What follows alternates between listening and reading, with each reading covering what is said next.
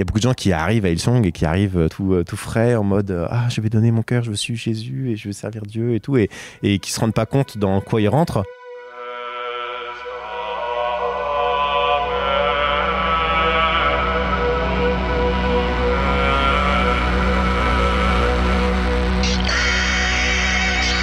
Bonjour à toutes et à tous et bienvenue sur Hérétique, le podcast qui questionne et déconstruit nos croyances religieuses. Je m'appelle Jérémy Kleiss et après avoir remis en question le mouvement évangélique qui m'a vu grandir, j'essaie depuis plusieurs années de réconcilier foi chrétienne et enjeux sociétaux sans renier l'un ou l'autre.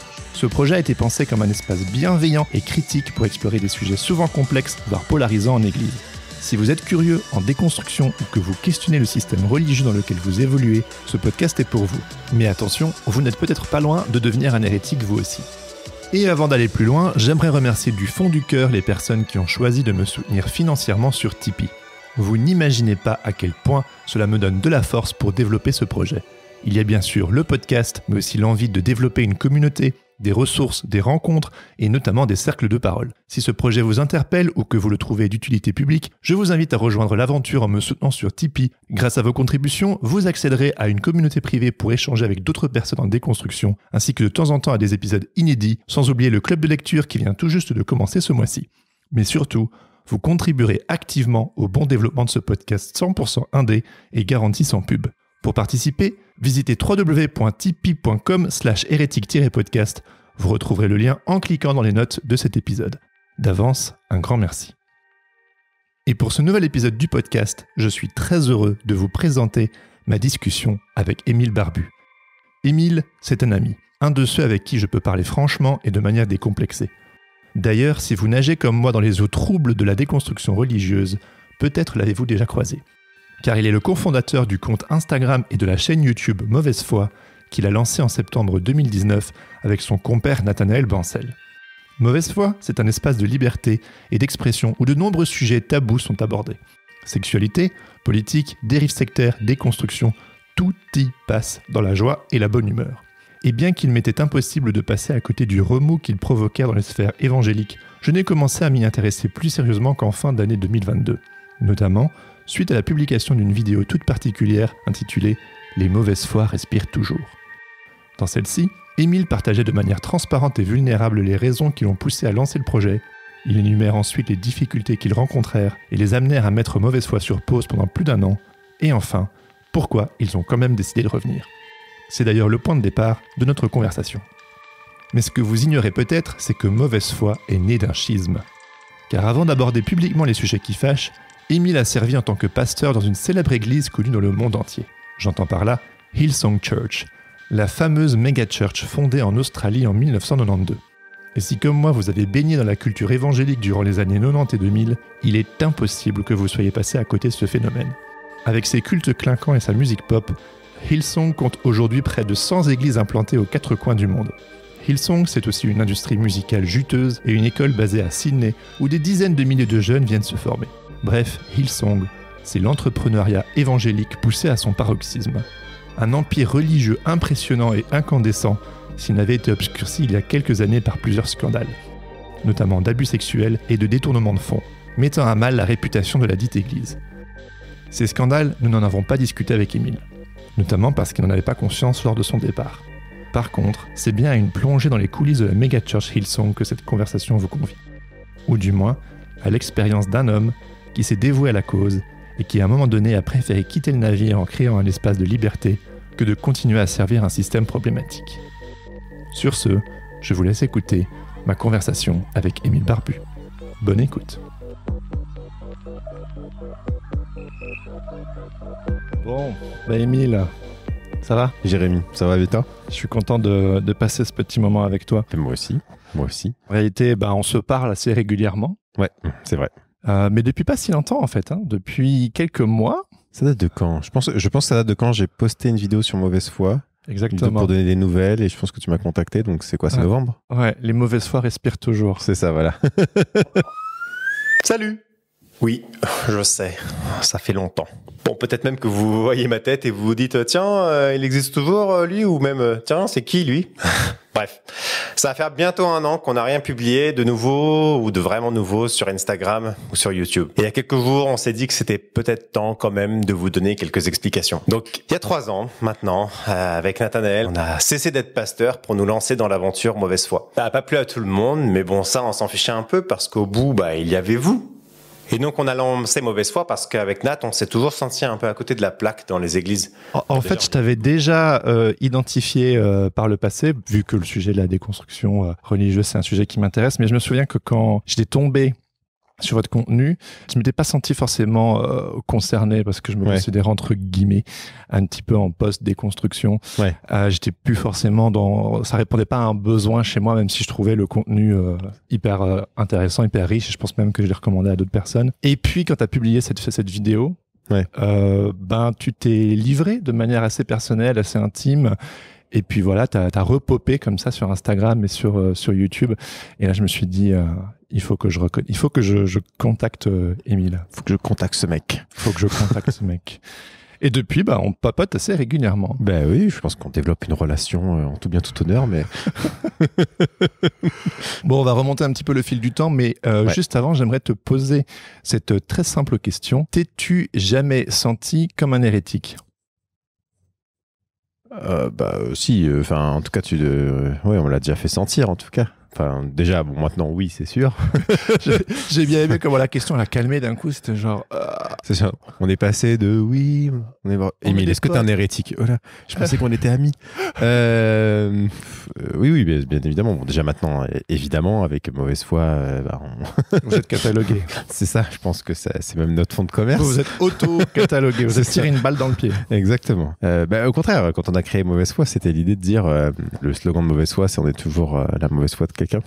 Et c'est de dire, arrêtez les gars, en fait, j'ai été pasteur pendant 7 ans.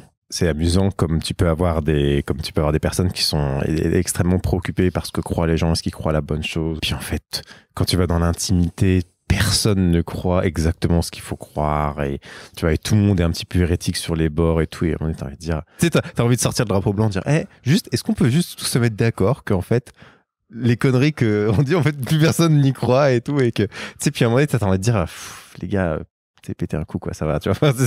Donc, essayer de dire, détendez-vous, on est tous un peu des hérétiques, on est tous, la norme que vous pensez défendre, en fait, personne n'est conforme à elle, quoi, donc. Et puis, c'est quoi être un hérétique, dans le fond? C'est quoi un hérétique? C'est quoi? Théoriquement, c'est être en désaccord, je pense, avec le. Franchement, je sais pas. Il y a un terme technique. Je sais que l'hérésie, c'est un terme technique qui. Il y a plusieurs définitions apparemment. Ouais. Il y a plusieurs. Donc, je m'aventurerai pas là-dedans parce que c'est une définition. Il y en a 2, si je peux me permettre. Vas-y, vas-y, parce que tu connais. Oui, voilà, je me suis renseigné avant de donner un nom à mon podcast. A priori, il y a non seulement quelqu'un qui choisit de croire une croyance qui est plutôt contraire à la doxa classique. Ouais. Et une autre, c'est celui qui fait le choix celui qui choisit en fait, celui qui choisit de croire ce qu'il a envie de croire. Ok, d'accord. Et donc c'est intéressant parce que du coup, ça replace le choix au cœur de la démarche en fait, et de pas s'en sentir obligé de justement. Il y a l'étymologie au mot hérétique, ça veut dire quoi Eh bien, il faudrait approfondir cette question. Ça pourrait être intéressant, même si je pense pas que l'étymologie explique forcément tout. Souvent, je pense que juste l'étymologie explique le mot, mais souvent les mots ils ont eu leur vie et l'étymologie explique pas forcément le sens des mots et tranche pas forcément le sens des mots, mais ça peut être intéressant parfois, de voir d'où ça vient en fait la racine du mot. Mais je ne sais pas. Donc malheureusement, cette suggestion nous frustrera juste de notre ignorance. on va explorer ton parcours d'hérétique. Mais donc du coup, remontons un petit peu dans le temps. Est-ce que tu peux me parler un tout petit peu de ton arrière-plan personnel et comment tu en es arrivé quelque part à devenir pasteur à Hillsong? Alors, comment je suis arrivé à être pasteur à Hillsong? Donc moi, j'ai grandi dans les Assemblées de Dieu de France. C'est quoi? Alors, les Assemblées de Dieu de France, oui, c'est vrai. C'est les Assemblées de Dieu de France, c'est le mouvement majeur, un des plus gros une des plus grosses dénominations chrétiennes, un des plus gros mouvements chrétiens en France. Enfin, protestant, bien entendu, catholicisme exclu, mais dans le protestantisme, en gros, ça fait partie des plus gros mouvements qui existent. Avec Plutôt protestantisme évangélique. Protestantisme évangélique, pentecôtisme plus précisément. Donc voilà, et donc, alors, tu sais, le monde protestant, c'est un gros bordel. C'est une grande galaxie. Voilà, et donc, tu le dis gentiment. Et donc, c'est une belle galaxie. Ouais. Mais oui, donc voilà, donc bref, le monde j'ai grandi dans le monde pentecôtiste, donc dans ce petit mouvement-là, les assemblées de Dieu. Donc voilà, et mon grand-père était pasteur de l'église dans laquelle j'allais. Donc moi, j'allais à l'église tous les dimanches. À l'église de la famille. À l'église du grand-père, dans laquelle il y avait certaines de mes tantes. Puis ma mère a 8 sœurs et un frère. Donc tous, quasiment, je crois, tous chrétiens et tout ça. Et donc même quand on faisait des réunions de famille, il y avait des cultes de famille. Ah ouais, punaise. Avec louange, parfois prédication du grand-père. Enfin, tu le vivais bien? C'est un peu relou parfois, quoi. Tu sais, à Noël, quand tu retrouves les cousins et que tu as envie de jouer, on dit bon, laissez vos jouets et maintenant on va faire le culte de Noël. T'es là. Bon, mais c'était pas non plus. Je l'ai pas vécu non plus comme une torture, tu vois. Bon, juste des petits trucs relous. Et puis, tu vois, quand on allait manger. Alors, moi, tu vois, par exemple, à chaque repas avec mes parents, on chantait un chant et on priait avant de manger. Et donc, alors, quand on allait chez le grand-père, là, pour le coup, il y avait lecture du texte du jour, petite méditation du père, du grand-père avant de manger. Ensuite, on chantait un chant, on priait. Enfin bref, le repas était congelé sur la table. C'était un mini-culte avant de manger, quoi. Donc, c'était assez... et souvent, comme on allait manger chez eux, en général, après le culte déjà du dimanche, donc tu te retapais un deuxième culte après le culte. Donc, il y a des trucs comme ça pouvait être un petit peu long parfois, mais enfin, je regarde pas un traumatisme. Je crois que le plus gros traumatisme, c'est finalement quand t'invitais des amis à manger à la maison. Ah oui, bon alors les gars, je vais vous expliquer ce qui va se passer. Le pire, c'est que moi, en fait, j'étais un peu con, c'est que je omettais de leur dire. En fait, comme je pense que je devais procrastiner le moment où j'allais leur dire, je devais leur expliquer. Finalement, je me retrouvais sous le fait accompli. Sur le fait accompli, ils arrivaient, puis fait bon, bah maintenant on va prier. Et là, mon pote qui me regarde en mode, je vous ai coincé. Quoi? Bon. Puis enfin bref, donc ouais, bon, enfin, ça fait partie des trucs gênants de la vie, mais bon. Enfin, je regarde pas un gros traumatisme. C'est rigolo, en fait. Voilà, aujourd'hui, je regarde juste un souvenir amusé, quoi. Et donc voilà, donc j'ai grandi, donc pour continuer ta question, donc en gros j'ai grandi dans ce milieu-là, donc en allant à l'église tous les dimanches, voilà, avec des parents qui étaient très impliqués à l'époque dans l'école du dimanche, ils s'occupaient des enfants et tout ça, donc voilà, très impliqués, puis des parents qui vivaient une fois, je sais pas, ils ont grandi dans les églises, mais bon, en réalité, ils entendaient parler de Dieu seulement le dimanche matin, quoi. Moi, mes parents étaient quand même assez, enfin je sais pas, ils vivaient une fois au quotidien, je me souviens... Quand moi je faisais pas mal de cauchemars quand j'étais petit, tu vois, mon père il me proposait de prier avant de me coucher et tout pour que Dieu me donne la paix pendant, tu vois. Donc tu vois, c'était un truc, enfin voilà, moi je l'ai pas vécu forcément mal. Ça faisait partie de votre vie, ça faisait partie de ma présent, vie, mais ça faisait partie tout simplement. J'ai assez vite développé un côté, j'ai compris que tout le monde n'était pas fan de la religion. Et donc, tu t'en rendais compte comment? Je me suis rendu compte au collège? Je devais être en primaire, je pense. Et je me bagarrais souvent avec mon petit frère. Bref, on avait une relation un peu tendue quand on était petits. Et à un moment donné, on était chez des voisins. Je pense, tu vois, le profil, je l'aurais jamais demandé, mais je pense profil, tu vois, je vois bien, tu vois, gauchiste 68 art, tu vois. Et donc, je suis chez eux et je suis en train de me battre avec mon petit frère. Et à un moment donné, la mère qui vient et qui m'attrape et me dit: qu'est-ce que vous faites à votre église? Moi, je crois pas à toutes vos conneries là, mais le pasteur vous dit pas qu'il faut pas vous bagarrer et tout ça. J'étais là genre. Ah ouais, violent. Tu vois, genre, j'étais là. Genre... Elle a pas tort. Hein. oui. Après, bon, on va se calmer. Mais tu vois, j'ai compris. Je crois pas à toutes vos conneries, le truc. Tu vois, c'est l'agressivité qui sortait le truc. Toi, c'était là genre. Ok, très bien. Genre, visiblement, tout le monde n'est pas fan de ça, tu vois. Et donc, j'ai développé un sorte de complexe, tu vois, où genre, je le disais à personne que j'allais à l'église. En fait, il faut croire que pour cette femme, tu incarnais, juste par ta présence, la proximité, ce rejet très fort qu'elle ressentait en elle. Ouais, ça. Et puis je pense qu'il y a beaucoup de gens qui ont souffert de la religion et tout ça. Je sais pas, même dans leur éducation, en étant enfant, j'en sais rien. Enfin bref, et donc, c'est un sujet tendu pour beaucoup de personnes, quoi. Donc, Ok, donc tu te rends compte à un moment donné que c'est un sujet tendu, mais toi, ça fait partie de ta vie normale. Ouais, c'est partie de ma vie. C'est pas parti en quelque chose qui me dérange au quotidien. Puis j'ai des parents qui sont cool, quoi. Enfin, je veux dire, c'était pas, tu vois, enfin, ils ont pas fait ça un truc chiant, tu vois, où genre, tu sais, ton père qui t'obligeait à lire la Bible. Enfin, moi, j'en ai connu des gens comme ça. Tu me disais, mon père m'obligeait à lire un chapitre de la Bible chaque jour et tout. Enfin, pas du tout, quoi. Tu sais, même moi, je me souviens, par exemple, j'allais à l'église et il y avait des activités pour enfants qui étaient assez fun, assez cool, donc ça allait. Et puis, je me souviens, pendant l'été, il n'y avait pas d'école du dimanche, il n'y avait pas de truc pour les enfants. Et donc, on devait assister au culte pour les adultes, tu vois. Et assister à un culte de 2 heures quand t'as 7-8 ans, tu vois, c'est chiant. Et donc tu vois, mon père, il disait, si vous faites rien s'il n'y a rien qui est fait pour les enfants. Tu peux regarder Dragon Ball Z à la maison. Non, mais je devais venir quand même.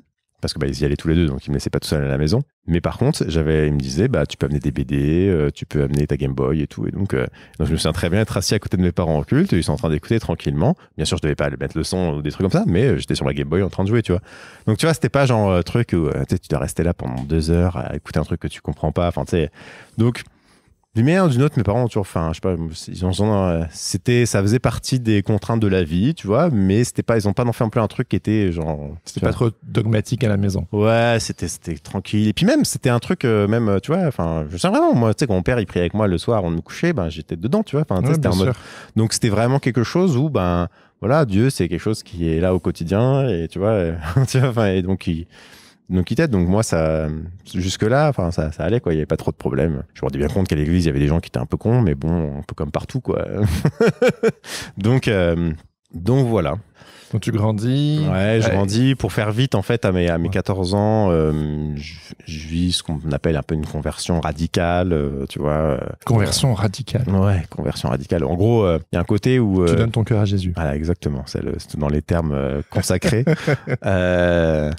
Mais en gros, j'avais un peu des problèmes de violence dans mon historique. J'ai cru comprendre, ouais. Ouais, il y avait en gros, dès la maternelle, j'étais assez... Je suis grand, nos auditeurs ne l'entendent pas, mais je suis quelqu'un...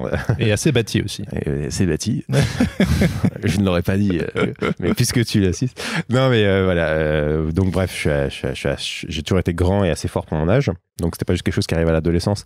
Et ce qui fait qu'assez rapidement, en fait, j'ai commencé à me défendre quand il y avait des grands qui venaient m'embêter et tout. Et bref, il y a une sorte de cycle de la violence qui s'est créé comme ça. Puis bref, j'ai grandi dans un contexte aussi. J'ai grandi à Sarcelles, en banlieue parisienne. Donc c'était pas forcément. Bref, la violence, elle peut être facilement là aussi présente, quoi. T'as pas besoin forcément de la chercher beaucoup. Donc bref, je me suis beaucoup battu avec mon frère, et donc c'était vraiment quelque chose, ça faisait partie de mon mode de défense, quoi, et même de valorisation au bout d'un moment, parce qu'on te valorise, parce que tu te bats, et parce que les gens ont peur de toi, et donc ça te... Tu vois, ah ouais, t'étais un wesh en fait. J'étais une vraie caïra. Pas vraiment, en fait, j'étais plus une boule de nerfs, parce que, tu vois, une boule de nerfs, et en fait, qui arrivait pas à exprimer sa frustration autrement qu'en tapant, en fait. Ok. Si tu veux, donc, et assez sensible, en fait, dans le fond. Et donc, je me sentais facilement rejeté. Et en me sentant rejeté, il y avait la colère qui venait avec. Et donc, je pouvais me retrouver à taper quelqu'un. Enfin, tu vois, et donc... Mais tu avais un conflit intérieur en te disant, genre, je suis pas sûr que c'est la meilleure des solutions. Oui, même parce que je me battais à l'église aussi. Je me souviens d'être battu avec mon frère en plein milieu du culte et tout. Enfin, t'imagines un culte, tu vois. Et puis d'un coup, ça s'arrête parce qu'il y a les 2 frères qui sont en train de se taper dessus. C'était pas un bon témoignage, ça, les gars. Non, j'avais très honte. Non, mais bref, je pense surtout mes parents qui avaient honte. Mais... Enfin bref, voilà, donc tout ça... À un moment donné, tu t'es dit, bon, ça suffit les conneries. Ouais, c'est ça, puis un peu un côté, et puis vraiment, il y a le côté où, tu sais, t'essaies de changer, t'as fait une fois des pactes avec des gens, et tu te dis, allez, Emile, tu vas y arriver, et puis bon, finalement, t'as du mal à t'en dépêtrer, puis un truc au côté, à un moment donné, tu dis... Parce que moi, j'avais grandi avec l'idée, tu sais, que Dieu, il t'aime, tu vois. Donc, il y avait un côté où, je me sens même, tu sais, je rentrais du collège et tout, j'étais à l'école, tu vois, parfois je priais et tout, enfin, tu vois, dans ma tête, tu vois, puis il y avait un côté où... prier, ça pouvait m'apaiser, tu vois, mais il n'y avait pas l'idée avec laquelle on m'a amené plus tard, l'idée, tu sais, Dieu, il peut changer ta vie aussi, tu vois, il peut t'aider à surmonter tes problèmes, tu vois, à changer, à devenir meilleur et tout ça, tu vois. Et donc ça, c'est quelque chose, et donc il y a vraiment le côté où là, je sais pas, c'était dans un camp de vacances en été, tu vois, pour jeunes, quoi. Les colonies de vacances, les camps chrétiens. Les camps chrétiens, voilà, donc ça aussi, j'en ai fait un paquet. Mais dans celui-là, particulièrement, là, j'ai vécu, je sais pas, une expérience spirituelle assez forte, quoi, qui fait que, vraiment, même aujourd'hui, tu vois, on pourrait expliquer par plein de trucs, mais qui fait que je suis revenu de ce camp et littéralement, j'ai vraiment pu être le même, tu vois. Ok. Et donc, ça a été quelque chose d'assez fort dans mon parcours, quoi, qui fait que, mais quand je dis fort, c'est que, je pense que tu peux pas parler à quelqu'un qui m'a connu enfant qui va pas, même chrétien ou pas, tu vois, qui va pas te dire il y a quelque chose qui s'est passé dans la vie d'Émile. Parce que littéralement je suis arrivé à l'école et j'étais plus le même, tu vois, j'étais plus le même, j'étais toujours le même, mais il y avait un truc où j'arrivais à me contrôler, je sais pas, il y a quand même un côté où j'ai réussi à passer par-dessus, à contrôler cette envie de frapper. C'est, je sais pas, une sorte de, j'ai commencé à me définir autrement. Je sais pas vraiment ce qui s'est passé. Ouais, t'as changé. À l'époque, on me l'expliquait de manière très simple. Hein. On me disait, Jésus, il est venu dans ton cœur, puis il a changé ton cœur, et donc, pouf, magie. Tu vois, et puis bon, il a nettoyé le noir. Voilà, il a nettoyé le noir, et donc ça m'allait bien comme explication. Donc à l'époque, j'ai pas plus. Oui, bien sûr. Ouais. Bon, aujourd'hui, on pourrait. Non, mais c'est beau à entendre. Il y a plein d'un vrai. Et puis donc voilà, et donc à partir de là, à partir de là, vraiment, je pense qu'avant j'avais entre guillemets une relation avec Dieu, tu vois.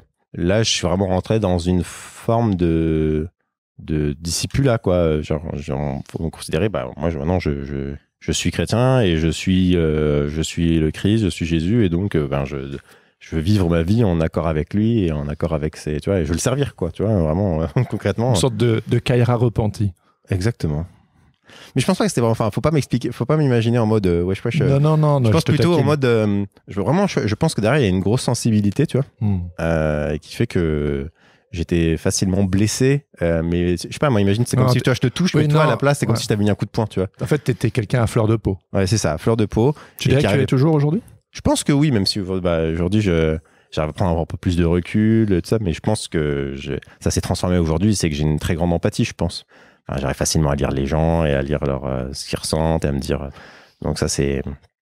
Mais rien, c'est ce qui fait aussi une qualité d'un pasteur, tu sais, ou d'un truc, c'est que c'est un côté où tu assez facilement tu commences à parler avec les gens. D'ailleurs, tu vois, pour continuer même l'histoire, pour faire un lien, c'est que tu parles avec les gens et facilement tu comprends les gens et tu arrives à trouver facilement les mots pour les aider, en tout cas pour avoir le sentiment. En tout cas, eux, ils ont le sentiment que tu les as aidés, toi, tu as le sentiment que tu les as aidés. c'est important, hein, le sentiment d'aider et l'aide véritable. Mais on y en tout cas, tu as ce sentiment-là. Et donc, voilà. Et puis. Ça te valorisait aussi, j'imagine. Oui, évidemment. Et puis, tu te trouves. Puis, je pense qu'il y a aussi une part où. Quand les gens commencent à te dire que t'as changé, il y a aussi un côté où tu te dis, t'as envie de. T'es remarqué aussi. Ouais, et puis en plus, tu sais, c'est dans une culture où on valorise énormément le témoignage. Et puis oui. Il a un témoignage. Et donc, tu commences à te construire un nouveau narratif aussi. Être une bonne personne, c'est un bon témoignage et c'est un gage de reconnaissance au sein de la communauté dans laquelle tu as grandi. Oui, et puis même, tu sais, moi j'avais grandi dans des cultures où on te racontait des histoires de trafiquants de drogue qui s'étaient convertis à Jésus et puis qui avaient changé de vie et tout ça, et puis tout le monde allait écouter ça. Tu vois, le mec qui disait, moi j'avais une vie normale et puis voilà, je me suis converti, tout le monde n'avait rien à foutre, tu vois. Nicky Cruz. Exactement, Nicky voilà. Cruz. On va sortir les mots de jargon, quoi.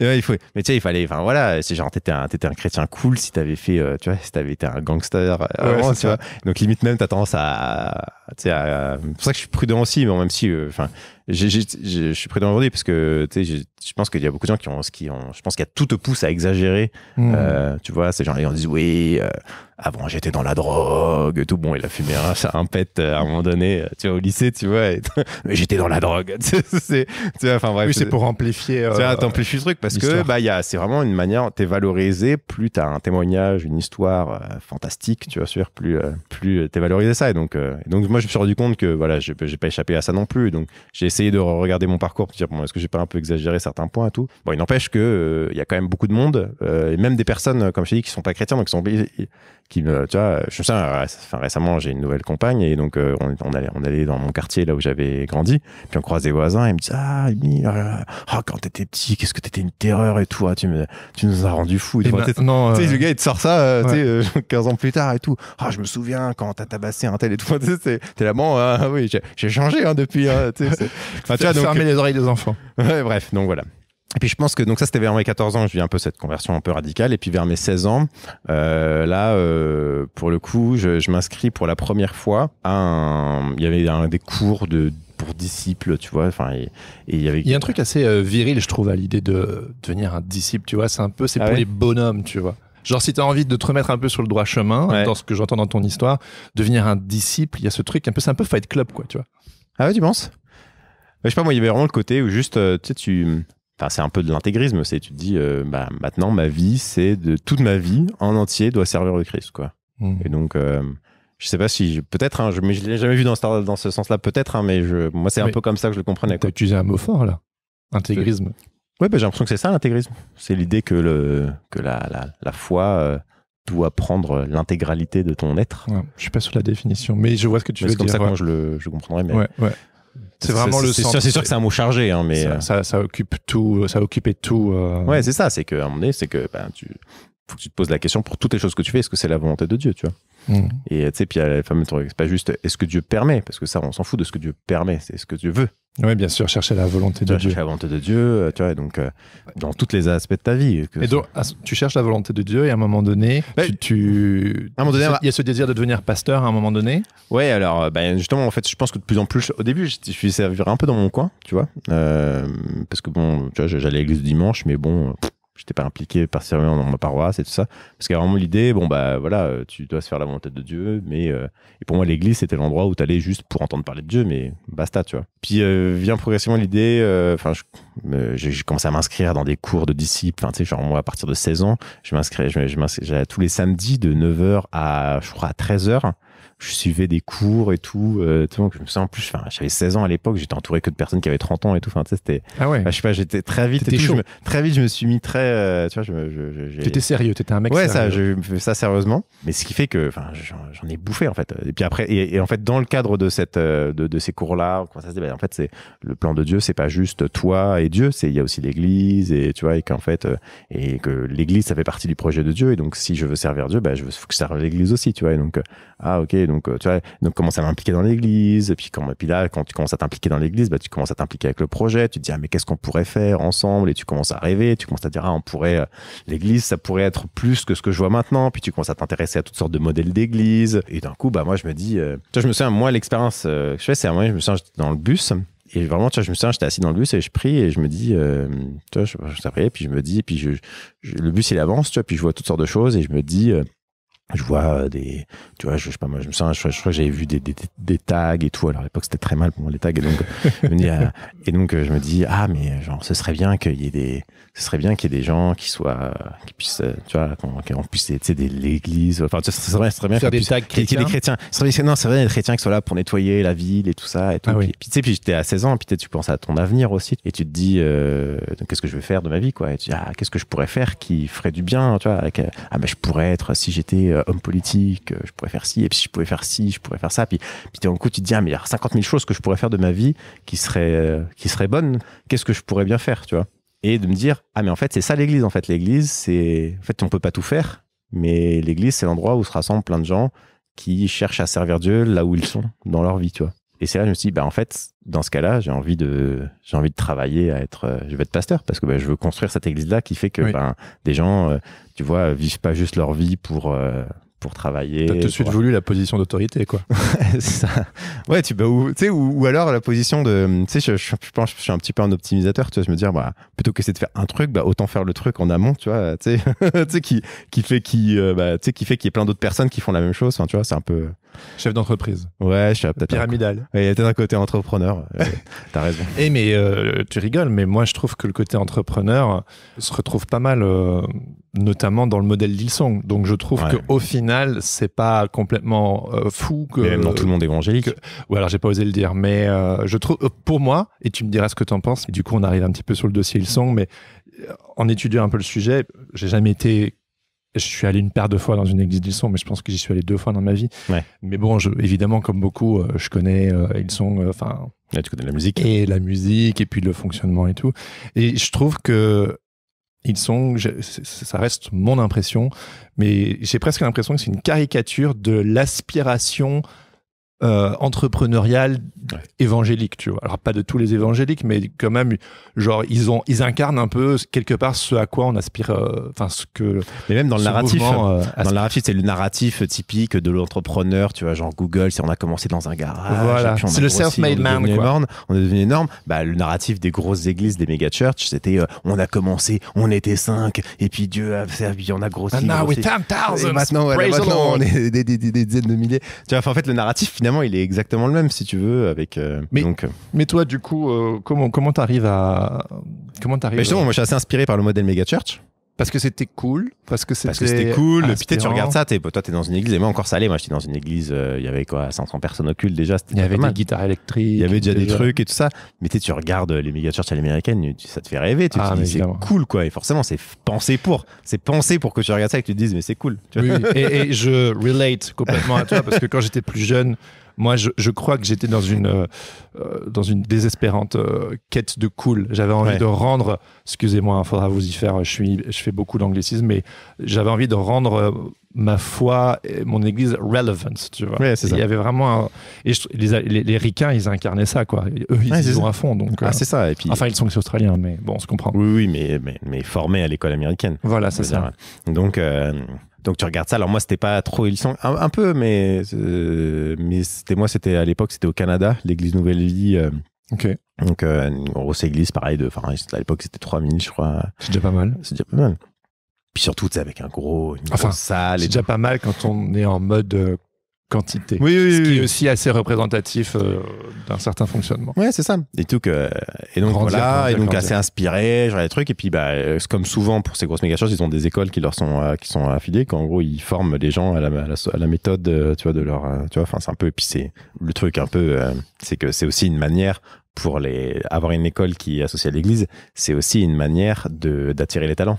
Bien sûr. Parce que concrètement, enfin Hillsong, la plupart des gens qui sont aujourd'hui beaucoup de gens qui sont des têtes d'affiche, mais en réalité c'est des gens qui sont allés faire le Hillsong College qui est juste à côté, c'est dans les mêmes locaux, tu vois. Ouais. Et concrètement les étudiants, pendant qu'ils font les cours, en même temps on les encourage à s'impliquer. Et ces gens, et c'est comme ça que ça aspire des talents. Hillsong, c'est des dizaines de milliers, c'est des milliers en tout cas d'étudiants chaque année qui vont là-bas, quoi. Donc t'imagines l'aspirateur, quoi. Ça aspire tous les talents que tu peux avoir dans le monde chrétien. Moi j'ai fait ça aussi, mais dans mon union d'église de l'époque. Et je sais pas trop quoi en faire aujourd'hui de cette année-là. Parce qu'à l'époque, je disais que je faisais une année de théologie, ça sonnait plutôt bien, tu vois, c'était un peu un télo comme ça.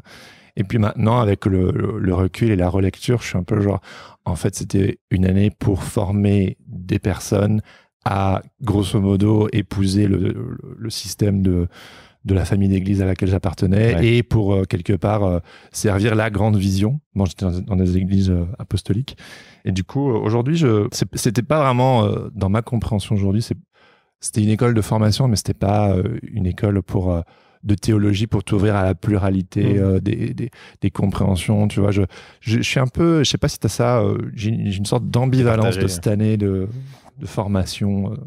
Qui comme toi, je pense que j'ai voulu vraiment j'étais sérieux, je voulais approfondir, tu vois, j'étais dans quelque chose de très dévoué. Ouais, et puis sincère.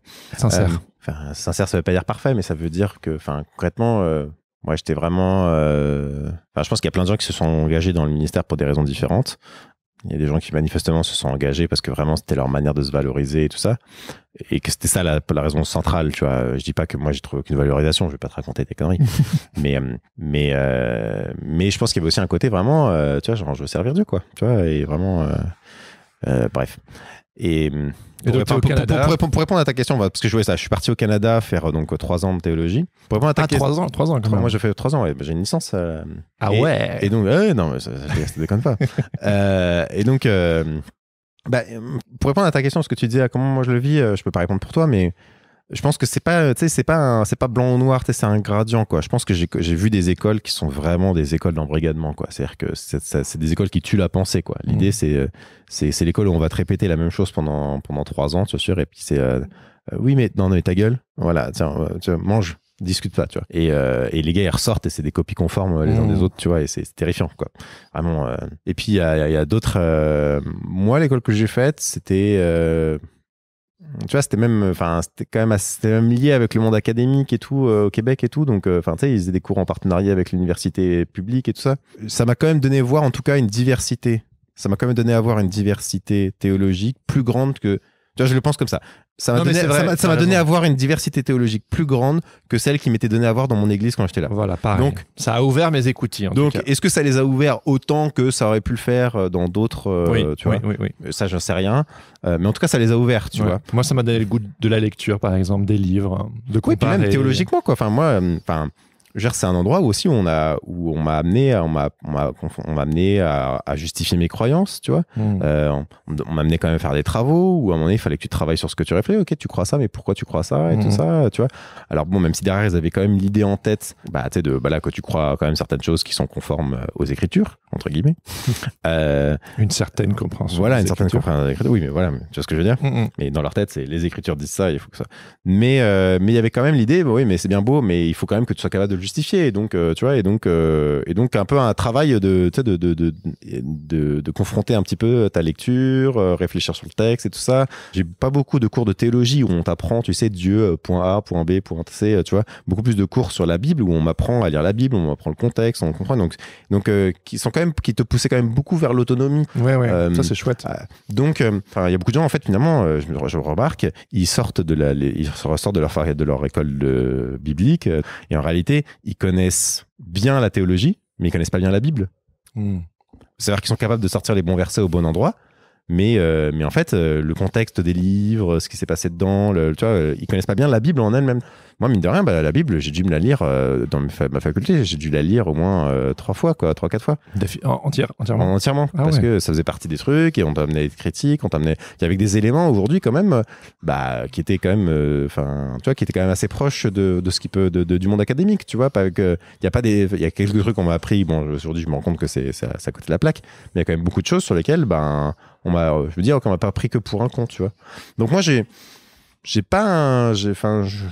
certainement, forcément, j'ai un regard dans le passé, donc peut-être que si j'y retournais aujourd'hui, il y a des trucs, je me dirais, c'est abusé. Mais à l'époque, en tout cas, moi, je le vois dans mon parcours, comme une étape qui m'a ouvert quand même grand les écoutilles, quoi, pas un petit peu, quoi.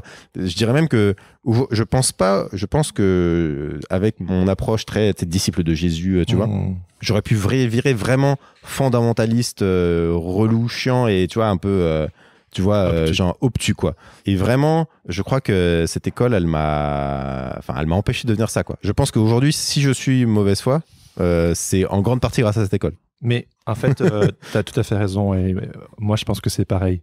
Déjà, à l'époque, j'avais adoré. Et je pense qu'en effet, j'ai toujours aimé les livres, mais là, et puis moi, c'était dans une école en anglais, donc du coup, ça m'a ouvert un monde. Quand tu comprends l'anglais, tu as accès à des tas de ressources.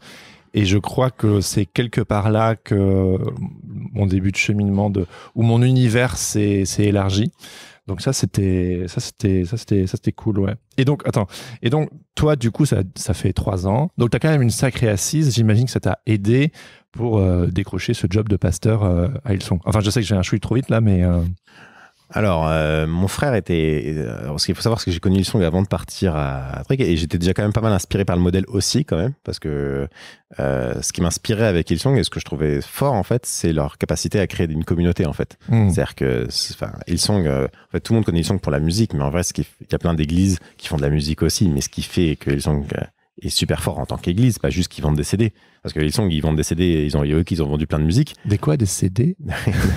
C'est vrai, des albums. Mais tu vois ce que je veux dire? Mais en fait, c'est aussi que c'est un indicateur de notre âge, là. Ouais, c'est ça. J'en viens de se trahir. Mais en fait, ils vendent beaucoup de musique, mais en fait, leur force qui fait que non seulement ils ont de la musique, mais que surtout, ils ont des églises partout. Il y a des églises Hillsong à travers le monde partout, et que c'est pas juste des églises de 3-4 personnes, quoi. Ils ont des méga. C'est en fait leur modèle d'église. Qui est beaucoup basé sur le fait de créer de la communauté, créer du lien et tout ça. Et donc, et à Paris, c'est particulièrement fort ça. Tu peux développer un peu, c'est quoi cette culture justement de créer des liens, ce côté assez communautaire? L'idée, c'est de se dire, l'église, c'est un endroit où tu crées des relations. Donc, paradoxalement, tu pourrais, en fait, oui, il y a la musique. Oui, il y a tu vois, les services, les cultes avec du luminaire et tout ça. Mais en fait, en réalité, quand Hillsong s'implantent quelque part, en général, la manière dont ils commencent avec un connect group, avec un petit groupe de maison, en fait. Et donc l'idée, c'est de se dire, et enfin, aujourd'hui, on peut être critique vis-à-vis de ça, mais je pense que je le suis, mais c'est l'idée they believe before they belong. They belong before they believe. Donc, c'est l'idée de dire, en gros, ils ont un sentiment d'appartenance avant même de croire. Et que en fait des gens peuvent et donc ce qui était la démarche inverse de beaucoup d'églises dans lesquelles j'étais, où il fallait prêcher et puis les gens ils vivaient une conversion incroyable et puis là ils décidaient d'aller à l'église, tu vois. Et l'idée d'Hillsong, c'est l'idée inverse, en fait, c'est qu'en fait les gens ils peuvent décider d'aller à l'église même avant d'avoir une conversion radicale ou forte. C'est un peu comme au McDo, comme Azura. Oui, c'est ça. Mais c'est surtout que tu peux rester même pendant longtemps, en fait, comme tu es. C'est-à-dire que tu peux. On te demandait pas de changer. Bah, si, mais enfin, oui et non. C'est insidieux. En fait, c'est ça, c'est un peu insidieux parce que l'idée, c'est quand même derrière que tu finisses par croire. Mais c'est l'idée de dire qu'il faut créer cet espace, tu vois, cet espace neutre. Faut pas que l'église soit un endroit, tu vois, avec une limite, une frontière nette. T'es in ou out. Tu peux être à moitié in ou out. Le but, c'est que tu avances sur le continuum pour être finalement complètement in. Mais il faut créer cette zone grise. Là où beaucoup d'églises n'avaient pas cette zone grise, tu vois. C'est toi, soit t'es. Je me souviens très bien, par exemple, je me souviens, tu sais, quand on était jeunes, on faisait des réunions d'évangélisation et tout. Et je me souviens d'un pasteur qui disait, oui, voilà, maintenant je demande à tous les chrétiens qui sont dans la salle de se lever et de venir avec moi. Et donc là, tous les chrétiens se levaient et allaient. Et donc il n'y avait plus que les non-chrétiens qui étaient dans la salle, tu vois. Et maintenant, si vous voulez vous convertir, vous pouvez passer de l'autre côté, tu vois. Ça, c'est pas du tout la mentalité Hillsong, tu vois. Ouais. La mentalité, c'est au contraire, c'est genre oui, tu vois, ça veut pas dire qu'il n'y a pas un projet de. Mais tu vois, c'est ça de convertir, tu vois. Mais... C'est là où je trouve c'est cringe parce que quelque part, je trouve que c'est plutôt chouette. En fait, au final, le fait de il y a pas d'injonction, il y a pas de pression, mais le fait que ce soit intentionnel, qu'on se dise bon, on va créer un contexte. Tu sais, le fait de stratégiser, le fait de créer un contexte pour que les gens se sentent bien, pour que derrière, quelque part, je caricature, mais on vend un produit, tu vois. Ouais. Est-ce qu'on pourrait juste simplement pas être intentionnel, pas stratégiser, juste aimer, tu vois, c'est un peu, comment dire, c'est un peu. Mais c'est cette intentionnalité extrême pour des choses qui me paraissent naturelles, tu vois. Mais qui sont naturelles et en même temps, c'est compliqué parce que, en fait, assez rapidement, les gens ils se retrouvent entre eux et. En fait, moi, c'est naturel, il n'y a pas besoin de... Oui, non, justement. C'est pas si naturel que ça, parce qu'au bout d'un moment, toi, t'as tes potes à l'église. Et donc, les nouvelles personnes qui viennent, t'en as rien à foutre. Et puis, quand t'en as 1000 qui sont là, tous les dimanches, ça t'incite. Tu les remarques même plus, les nouveaux. Il y a des gens, moi, je dis bonjour, tu viens d'arriver à l'église? Non, ça fait 2 ans que je suis là. Ouais, c'est l'histoire classique, ça. Et donc, en fait, au bout d'un moment, ça marche plus le côté naturel, en fait. Le côté naturel, ça marche quand t'es dans des petites structures. Tu sais, à 20, à 20, 30, parce que là, tu vois tout le monde et puis tout le monde peut se connaître et tout. Quand tu commences à être sur des grosses structures, là, c'est difficile de ne pas avoir une stratégie pour continuer à avoir un côté. Oui, donc il y a un petit rappel à l'ordre de. C'est même ce que j'ai vécu au Canada. Tu vois, au Canada, c'était des grosses églises, tu vois, mais pour le coup, eux, ils n'avaient pas du tout cette stratégie-là comme ils sont. Et donc, pour le coup, c'était très anonymisé, quoi. C'était dur de te faire des potes. Parce que les gens, ils sont entre eux et puis tu vois, donc c'est. Alors qu'à Hillsong, c'était extrêmement facile de s'en faire. Et c'est pas juste parce que les gens sont sympas, c'est parce qu'il y a des stratégies qui sont mises en place. Moi, j'ai rien forcément contre les stratégies. Je pense que c'est, je sais pas. En tout cas, je sais pas. C'est ton côté entrepreneur, ça. Ouais, peut-être. Mais c'est surtout, moi, ce qui m'énerve, c'est de dire, je vais pas te pointer une mais te dire, ah, mais ça se fait tout seul si les gens sont sympas. Bah non, c'est pas vrai, en fait. Parce que les gens, ils restent entre eux, et puis c'est normal, au bout d'un moment, tu peux pas demander à quelqu'un d'avoir 300 amis dans la vie, tu vois. C'est tout ce que je veux dire. Et donc, si tu veux, soit on dit, les grosses structures, c'est non. Et qu'en fait, il faut abandonner cette idée-là d'avoir des grosses structures, des grosses églises. Mais dans ces cas-là, c'est pas à 10 000 quand il commence déjà quand t'es à 500, tu vois. Donc, ça veut dire petite structure, c'est vraiment petite structure, tu vois. Et donc, on pense l'église autrement. Soit on se dit, non, on peut pas penser ça, on va avoir des grosses structures parce que, pour X, Y raison. Et dans ces cas-là, il faut assumer. Mais on peut pas avoir les deux. Ouais. Mais c'est vrai que c'est quelque chose que j'apprécie particulièrement dans le mouvement évangélique, si on peut dire ça comme ça. C'est le côté chaleur, le côté communauté, le côté, comme tu dis, bilingue, quoi. Ouais. Donc, tu te sens appartenir. Il y a un côté famille, mais je veux dire, tu te sens à l'aise, mais il y a aussi, il y a peut-être aussi le pendant plus problématique de ça. Mais le problème pour moi, en fait, c'est de dire, on veut avoir des relations, on veut construire une famille, et même ta famille, tu peux la construire, tu peux mettre en place des choses pour garder les liens, tu vois, je sais pas, moi dans ma famille, du côté de ma mère, ils ont mis en place un week-end tous les étés pour garder le lien ensemble et tout ça, pour se voir, parce que sinon la vie fait que on n'habite pas à côté, on se voit plus, on se parle plus et on s'oublie. Même moi, tu vois, j'ai une vie qui va un peu à 1000 à l'heure, je fais plein de choses et tout. Les gens qui sont vraiment importants dans ma vie, j'ai une tâche, j'ai un rappel qui me vient régulièrement pour me dire, tiens, prends des nouvelles, prends un café avec lui, tu organises quelque chose avec lui, parce que je sais que je suis comme ça, la vie elle m'emmène, et puis tu dis, ah merde, ça fait 1 an qu'on s'est pas vu, et donc je suis intentionnel, on pourrait dire, pourtant je pense être sympa, tu vois, mais pour moi le problème c'est pas de construire une famille, construire des amitiés, ou chercher à construire des amitiés, et même être stratégique. C'est le côté exclusif. Non, pour moi, en fait, il n'y a pas de problème à créer une famille. Le problème, c'est est-ce que la famille est toxique ou pas. C'est ce que je veux dire. Et c'est ça le problème de l'église. C'est que moi, en soi, les stratégies d'Hillsong, il y a des choses qu'on pourrait questionner, tu vois, on peut réfléchir sur les trucs, sur les méthodes et tout ça. Mais en soi, se dire, on veut intentionnellement créer un espace dans lequel les gens sont ça, et donc ils peuvent rentrer plus facilement dans la famille. Moi, en soi, ça, j'ai pas tellement de problème avec ça. Moi, ce que j'ai un problème, c'est que parfois, tu veux faire en sorte que les gens puissent rentrer plus facilement dans la famille, mais ta famille, elle est toxique. Tu sais ce que je veux dire ? Et donc, moi, c'est plus ça le problème, tu vois.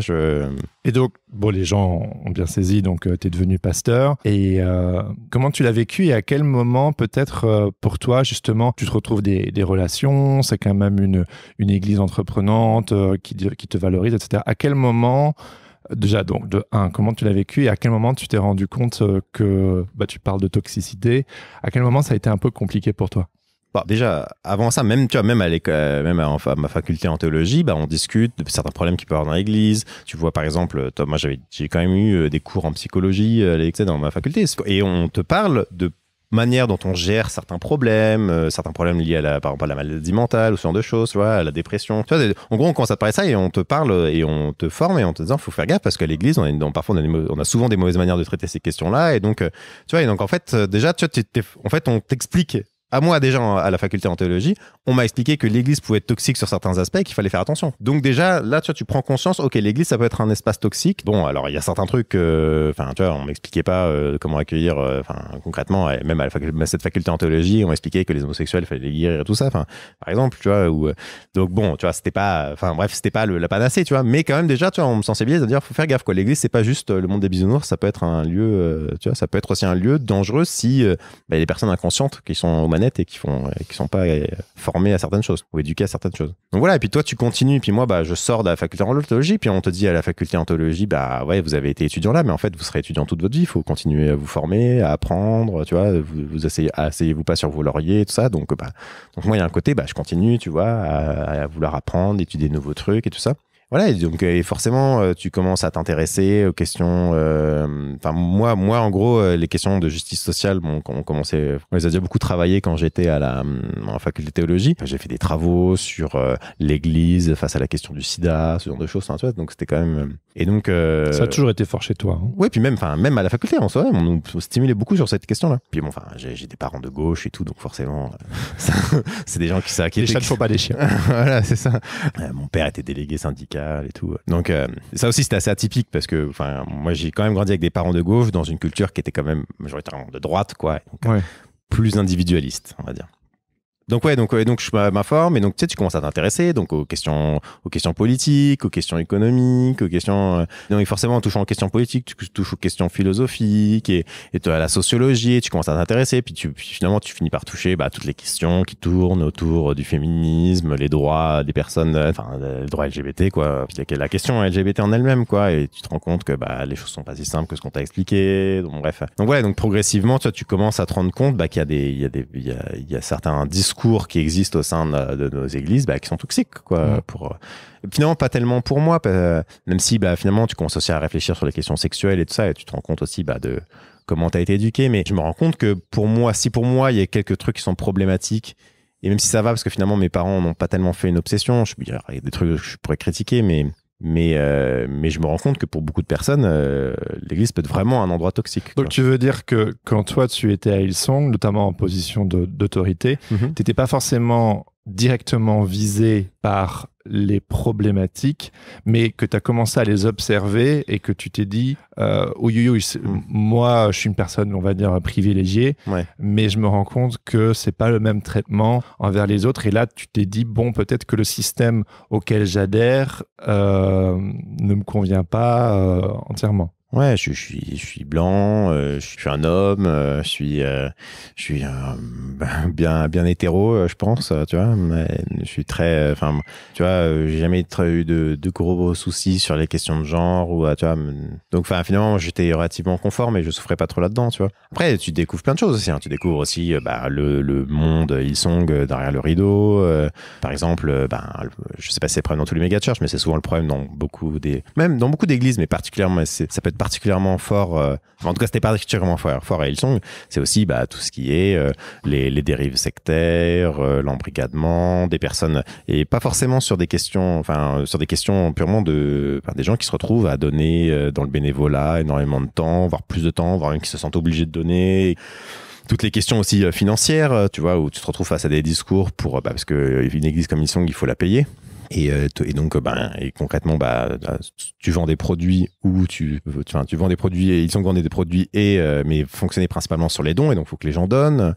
Et donc quel discours tu t'autorises à avoir, à apporter pour que les gens donnent, et c'est les marchands dans le temple, tout ça. Ouais, en fait, c'est donc voilà, donc tu te rends compte aussi, non mais là ça va pas en fait, on peut pas dire ça aux gens, tu vois, et puis tu te rends compte qu'il y a certains discours qui commencent à tourner, et puis tu sais c'est très. Mais c'est quoi certains discours qui commencent à tourner? Parce qu'il y en a plein, mais par exemple des discours, typiquement par exemple sur pour avoir de l'argent, tu vois, des trucs où ça flirte avec si tu veux être béni, il faut que tu donnes, tu vois.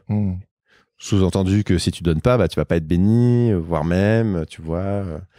Tu vois, voire même, il va t'avoir des bricoles si tu donnes pas, tu vois. Mais tu vois, tu le dis jamais comme ça, mais tu vois, donc ça flirte toujours avec ça, donc avec des sentiments de beaucoup de culpabilisation. Mais il y a ça, il y a plein d'autres trucs. Il y a, puis tu parlais du discours de l'entrepreneuriat, mais en fait, en réalité, Hillsong, et comme plein d'églises évangéliques, en fait, se font le relais, en fait, de ce que tu peux découvrir, ce que tu peux voir, en fait, dans le monde du développement personnel aujourd'hui, avec, je me sens très bien un pasteur qui dit un jour, à un moment donné, si tu veux faire la volonté de Dieu, c'est pas que tu sois en CDI, il faut que tu sois entrepreneur, tu vois, il faut que si toi, ce que tu cherches c'est être en CDI, c'est que t'es un feignant qui. Et tu te rends compte aussi que plus tu t'éduques politiquement, plus tu te rends compte en fait que l'église qui se dit apolitique, en réalité, elle a un discours qui est politiquement très marqué. C'est juste qu'elle dit pas son nom. Et qu'en réalité, quand elle dit oui, il faut pas faire de politique, en réalité, elle dit faut pas avoir un discours de gauche, parce qu'en réalité, le discours de droite, il a libre cours et tu peux dire ce que tu veux. Donc il y a beaucoup de mythes comme ça où tu dis on dirait l'église elle est apolitique parce qu'effectivement, elle est pas partisane. En tout cas, même Hillsong, tu vois, elle va pas te dire. Je sais que y a certaines églises aux États-Unis qui vont faire ça, mais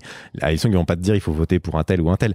Mais le politique, c'est pas juste pour qui tu votes, c'est des discours, c'est des mentalités, c'est une conception du monde, et que ça, pour le coup, ça allait à plein régime dans un sens et pas dans l'autre, tu vois. Mais on ne dit pas pour qui voter, mais on va véhiculer des idées qui vont clairement dans une certaine direction. C'est ça. Et là, on a un store qui se lève. C'est formidable. Oui, parce qu'on l'a pas dit, mais on est dans une petite cour intérieure. C'est ça. Là. Moi, ce qui a été le plus étouffant à Hillsong, ça a été vraiment au bout d'un moment, c'est l'implication qui est demandée, quoi. C'est qu'en gros, ça tire énormément sur les bénévoles, parce que forcément, t'imagines, pour faire tourner un culte comme Hillsong, les gens ils se rendent pas forcément compte, mais allez voir une vidéo sur YouTube, rendez-vous compte qu'il en faut des bénévoles derrière, il faut des gens, quoi. Ils payent pas tout le monde, parce que Hillsong est massivement bâti sur le travail de bénévoles, et donc qui donne énormément de temps, tu vois, mais plus que de raison. Tu te retrouves avec des étudiants qui parfois ont raté leurs études, tu es sûr, parce que ils allaient plus en cours pour servir à l'église. Tu te retrouves avec des trucs. J'imagine ou des gens qui vont juste pas évoluer dans leur travail, tu vois, parce que en fait quand ils sont dans leur travail, en fait ils travaillent même sur des trucs de Hillsong. Tu vois, ça c'est genre. Et en fait ils sont. Donc tu te retrouves à avoir des gens comme ça. Et moi je suis rapidement à Hillsong. Au bout de 2 ans j'ai été embauché.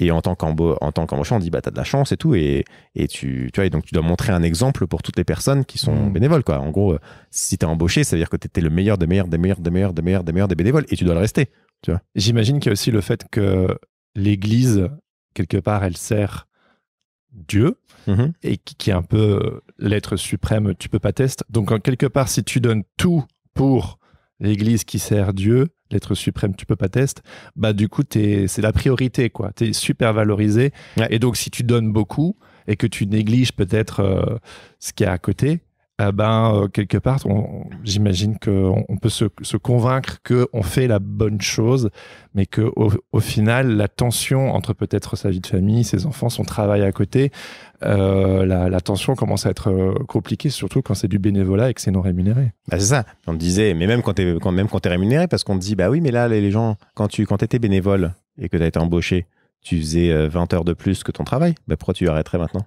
Oui, c'est insidieux. Et donc, il y a vraiment un côté où tu dois être un exemple, quoi. C'est-à-dire qu'en tant qu'employé, on doit être un exemple pour ceux qui sont. Et puis, après ça, il y a plein Toi, t'étais un exemple ?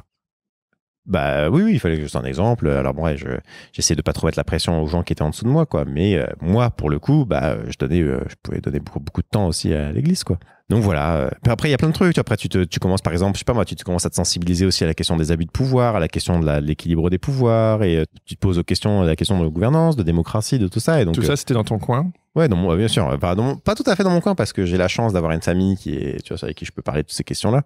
Et donc, je pouvais en parler à ma famille, je pouvais en parler dans mon couple à l'époque, je pouvais en parler aussi avec des amis quand même que je me suis fait. C'est un truc sur lequel j'ai toujours fait attention, c'est à garder mes amitiés qui n'étaient pas chrétiens. Mon grand ami du lycée, je suis toujours pote avec lui, je le vois toujours régulièrement. Donc, Attends, mais excuse-moi, ton ami du lycée a l'air très intéressant. Mais comment tu as commencé, parce que j'imagine qu'en fait, on s'intéresse jamais innocemment à un sujet.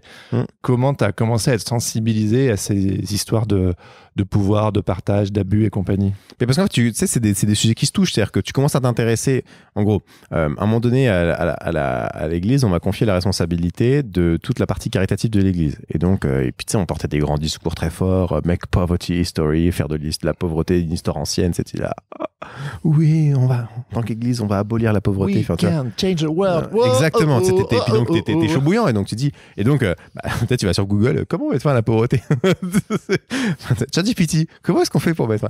Donc bref, tu sais, puis donc, et donc concrètement, bah, tu commences à t'intéresser à ces questions-là, et donc bah, tu t'intéresses à la question de la pauvreté, donc tu vas t'intéresser aux questions économiques. Quand tu commences à t'intéresser aux questions économiques, bah, tu vas pas loin des questions. Tu commences à t'intéresser aux questions politiques. Quand tu commences à t'intéresser aux questions politiques, bah, tu commences à toucher à des questions de philosophie. Tu commences à t'intéresser aussi à la sociologie, parce que la politique en réalité, c'est un carrefour de toutes les. C'est comment est-ce qu'on prend toutes les connaissances qu'on a aujourd'hui pour construire la meilleure société possible. Donc, tu t'intéresses à la sociologie, à tout ça, et donc forcément, tu commences à toucher tous les sujets. Et donc en t'intéressant à la politique, tu t'intéresses qu'est-ce que c'est que la démocratie, pourquoi. Pendant longtemps, j'étais un petit peu dans l'état d'esprit, tu sais, peu importe, démocratie, royauté, tu sais, les systèmes changent, mais l'important c'est de changer le cœur de l'homme, tu vois, si le cœur de l'homme il change et tout, en gros, on s'en fout des structures dans lesquelles les hommes évoluent, l'important c'est le cœur de l'homme, tu vois. Et tu commences à te rendre compte, non, en fait, les structures quand même, ça a une force de façonner le comportement des individus. Genre, si je t'enferme avec 20 personnes dans une pièce et que je vous affame pendant 20 jours, puis qu'au bout de 20 jours, jette un burger au milieu de la pièce et je dis, vous battez pas, je pense que tu peux me concéder que je vous ai mis que la structure dans laquelle je vous ai mis favorise pas la non-violence. Je trouve que c'est très intéressant ce que tu me dis là, parce que je me souviens d'un ami qui avait un jour réagi, un ami de l'église, quoi, il réagissait par rapport à un de mes contenus sur Instagram, notamment pour parler de ce podcast, et puis quelque part il était un peu surpris, et que en fait je saisissais que, parce qu'il m'a demandé qu'est-ce que je t'ai fait de mal, qu'est-ce que moi j'ai fait de mal. Et en fait, en réalité, parce que les 20 personnes qui sont enfin dans la pièce dont tu parles, je suis sûr elles peuvent être amies, très gentilles les unes avec les autres, mais si tu les mets dans un système problématique, et en fait, je me souviens que je lui ai dit que j'avais rien de personnel envers lui et que c'était pas du tout personnel, et il m'a répondu en disant, mais c'est pas vrai, parce que l'église est faite d'individus et l'église est personnelle, et donc du coup ça ne peut qu'être ça. Je me souviens plus exactement de sa pensée, mais moi la difficulté dans laquelle ça m'avait mis, c'était que foncièrement, évidemment, on a tous des petites choses à se reprocher, mais je suis pas du tout dans un procès d'intention. Ouais. Et que quelque part, moi, c'est justement un peu comme toi, où au fur et à mesure du temps, comprendre en fait les enjeux systémiques, un peu de comprendre le système, c'est là où quelque part, moi, j'avais vraiment j'ai commencé à avoir des conflits de loyauté et des soucis, et au bout d'un certain temps, je pouvais plus adhérer à un fonctionnement. Et c'est presque l'âme en peine que quelque part,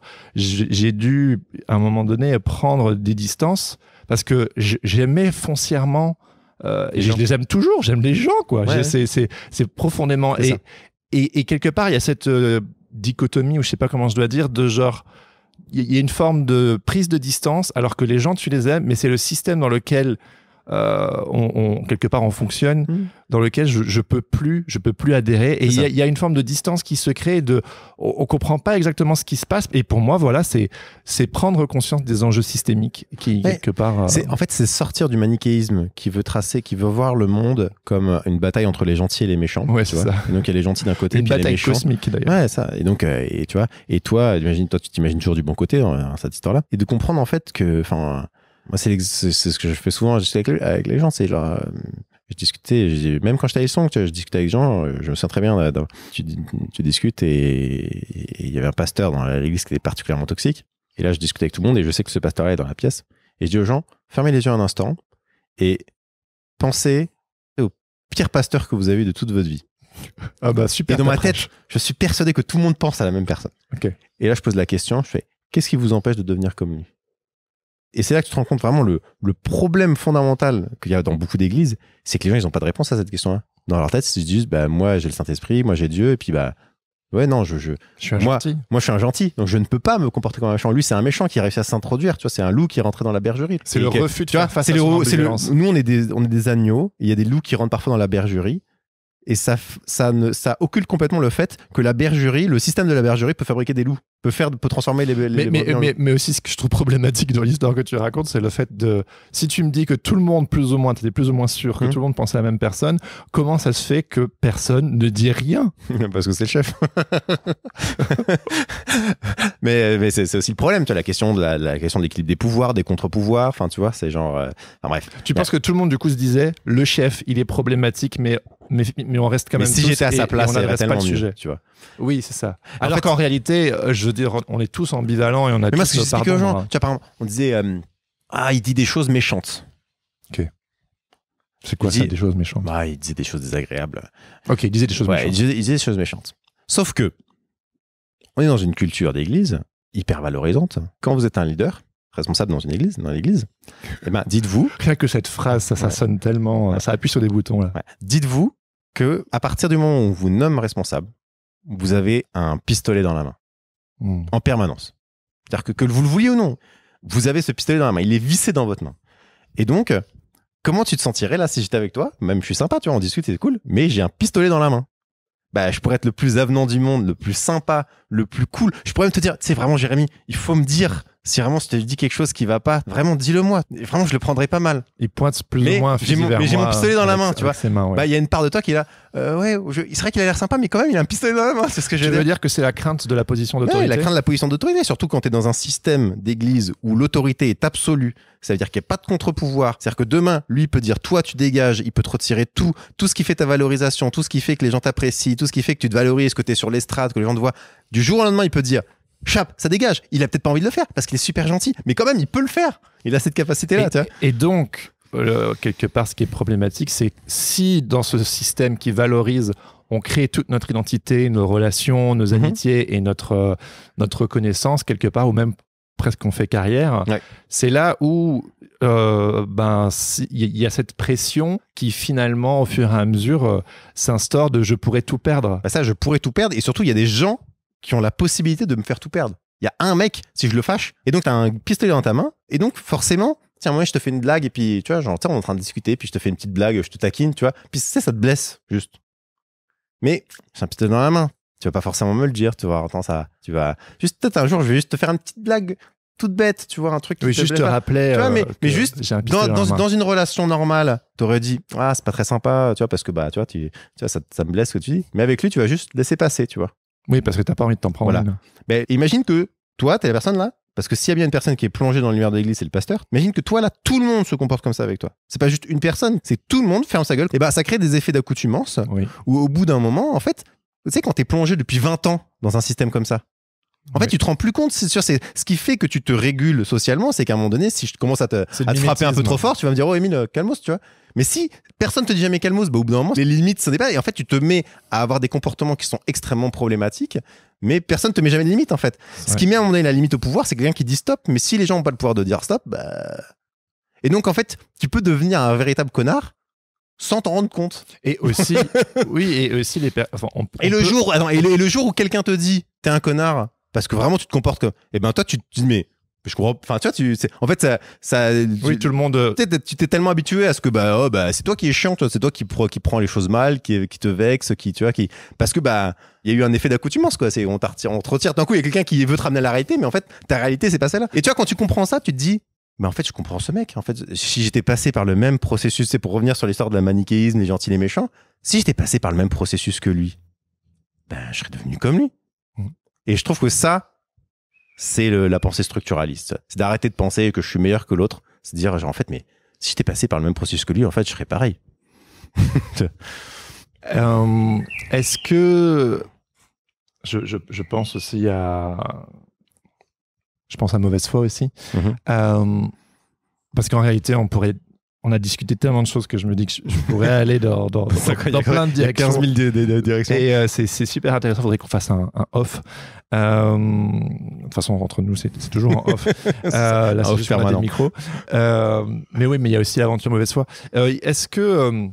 Qu'est-ce qui vous a poussé? Donc, quelque part, on spoil les auditeurs, mais il y a eu un moment donné où tu as ressenti le besoin de partir. Alors, qu'est-ce qui s'est passé? Pourquoi est-ce qu'à un moment donné, tu es parti?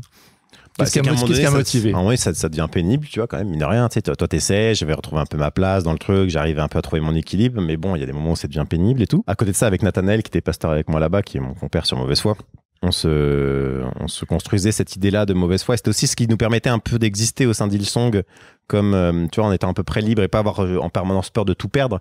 Tu sais, un truc, par exemple, qu'on nous répétait beaucoup à Hillsong, c'est que si tu sers l'église avec un plan B, eh ben, si tu sers pas l'église de tout ton cœur, tu vois. Ça, je trouve que c'est problématique. Ouais, c'est extrêmement problématique. Et donc, ce qui fait que les gens, ils se disent, si je pense à un plan B, eh ben, je sais mal. Donc, les gens, forcément, ils ont encore plus peur de tout perdre, tu vois, parce que, c'est toute leur vie. Tu vois. Alors que moi, j'ai toujours entretenu cette idée, je pourrais faire autre chose, tu vois. Si t'avais ton petit espace de liberté. Moi, c'est quand les gens leur dis, comment est-ce que tu fais pour te fait libérer? Je dis, ça, c'est un plan B, pour un plan B, tu vois. C'est genre, si l'église, si le pasteur, il peut tout te prendre de temps dans ta vie, t'es dans la merde, tu vois. Et donc c'était pas tant un